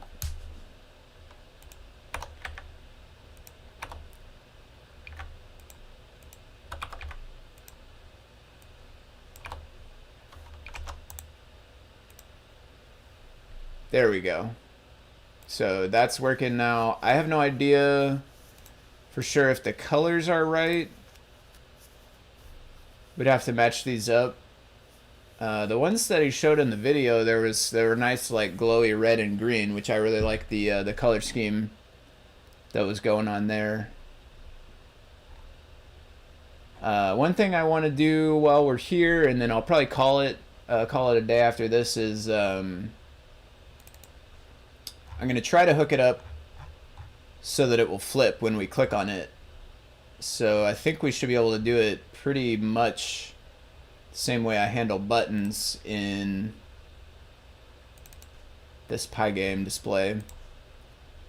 So we can get our event, we can get all the events from the mouse for this frame. This like iteration of the main loop. We can loop over all those events, can get the position from them, and then we can check the position to see if the button contains it, or in our case, if the switch contains it.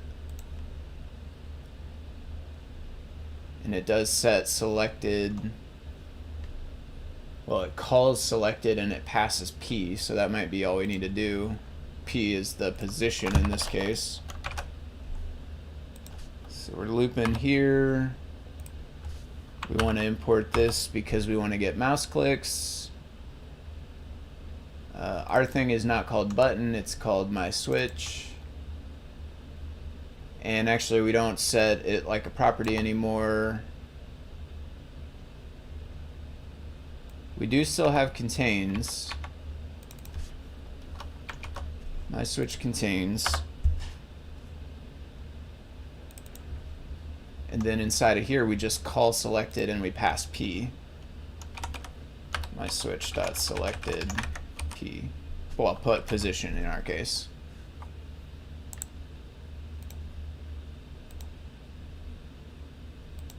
Yes. Oh, it crashed. It started though. It started to work. I don't know if it came through in the video, but it did. It started to turn green and it started to move.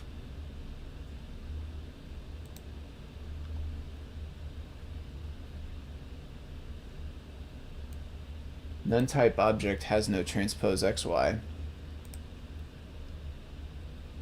And this is getting into the internals. This is inside tile grid, which is of course in CircuitPython devices, it's inside Displayio in the core. When we're using it here on the PC, it's inside a Blinka Displayio. Okay, I think I'm probably gonna stop here. My guess is that My guess is that there is some difference between Blinka Displayio and Displayio on microcontrollers that is causing this not to work how we think. I mean, we definitely saw that the palettes are different. The palettes are definitely storing a dictionary or some kind of object which has more properties on it for transparency, and then that RGB 888 and then the RGBA.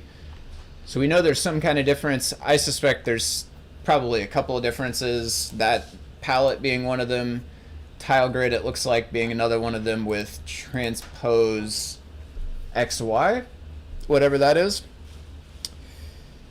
Can I post the code to use the mouse touch for responses in Pygame? Yeah, sure. Pygame display, definitely.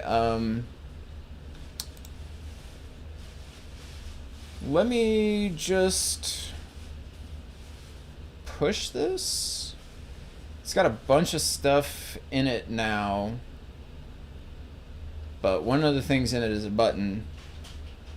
I don't know for sure the state of all of this stuff, but I don't think there's very many people that use this. I think it's going to be okay. One thing though, actually, we don't want to push we don't want to push any of the other random libraries. Let me see what's in the repo. There might be one in there.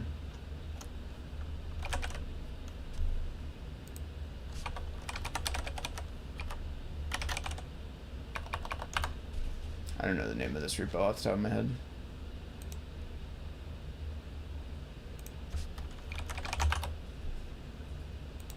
Blinka display, Pygame display. Button example. Try this one. I think this one is it.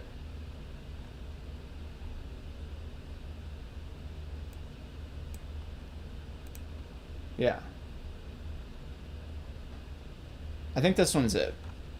Let me just double check if it works.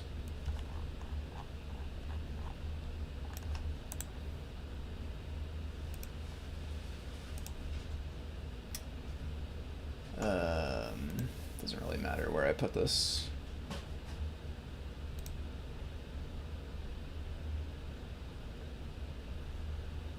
It's hard to make a new file in Linux. This is one of the things I found. In Windows, you can just like right-click new file, and then like it just will make one. Linux, it's like there's not a new file here. I can go to the terminal and I can do touch, the name of the file I want. Like, that's kind of a lot to do, truthfully. I wish there was an easier way to make new files, but that's neither here nor there. We're almost done now. Let's go back to the list. Let's paste the code inside of that.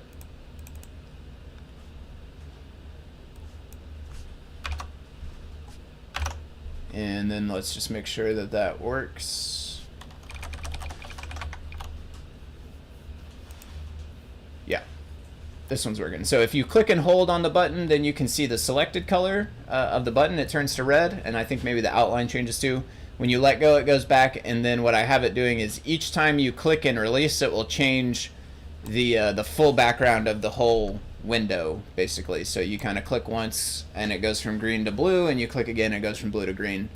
And then again, the code, I'll just pull up the part of the code that does it, is down inside the main loop.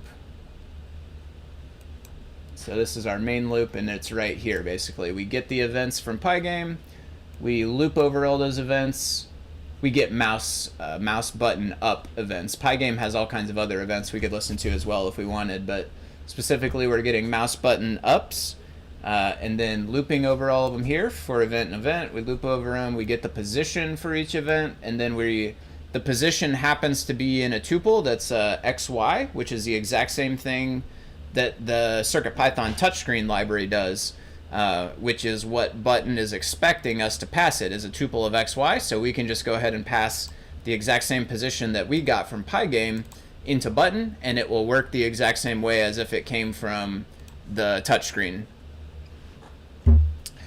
Okay, I'm gonna wrap up on the text here, and then I'll sign off. So try this one: git config global add Ooh, okay. I will try this. I'll try this when I get off Hugo. So it looks like this is a configuration that would set it to where if anytime I clone any repository, it would default the regular, I don't know, the first branch. It would default the first branch name to Foamy Guy instead of Origin, which that would be awesome. That would be exactly what I want. So that's perfect. Thank you again, Hugo. You have given me a bunch of great things today, and you're working on great stuff with the progress bar, so keep it up for sure. Also, can I paste the font that I used to broke the code? Yeah. I don't know the license on the font. I think it's relatively open. Actually, I just happened to spy this right in the same folder I was in.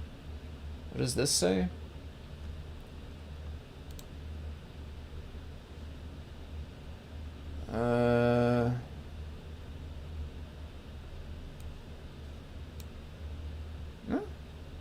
That's pretty license-like. I mean, this is not an official license like OFL or something, but I mean, it's the text that's distributed with it. This came from the original place wherever I downloaded this from, and it looks like the person who made it's pretty okay with it based on this. So yes, I was gonna say I would. What I will do is I was gonna say I'd send it to you directly, since I didn't know the license, but that looks like it's fine, truthfully. So I think what I'll do then is I'll just paste a link if I can get it here.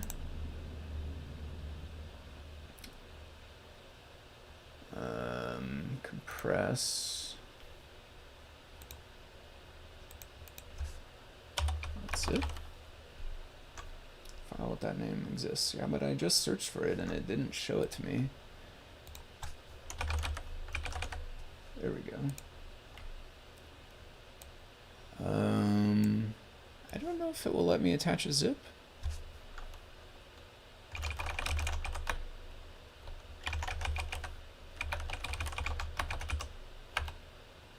Yeah, okay. There we go.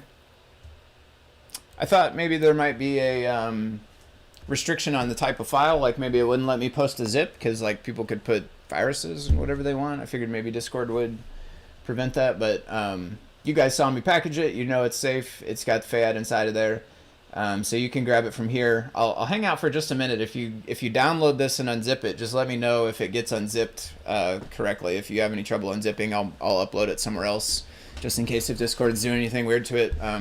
But yeah, that's the font. Let me just as a quick outro here. Why don't we maybe I can find the original story. I don't know. If not, I'll ask Kmatch. Kmatch was the one who sent this to me, I'm pretty sure. Yeah, here we go. I think this might be it. University. Yeah.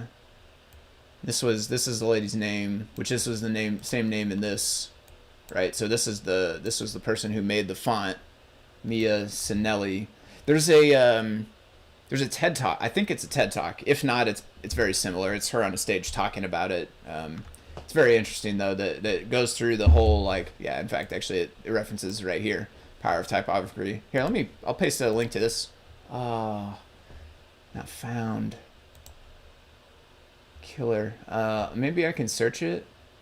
The power of typography.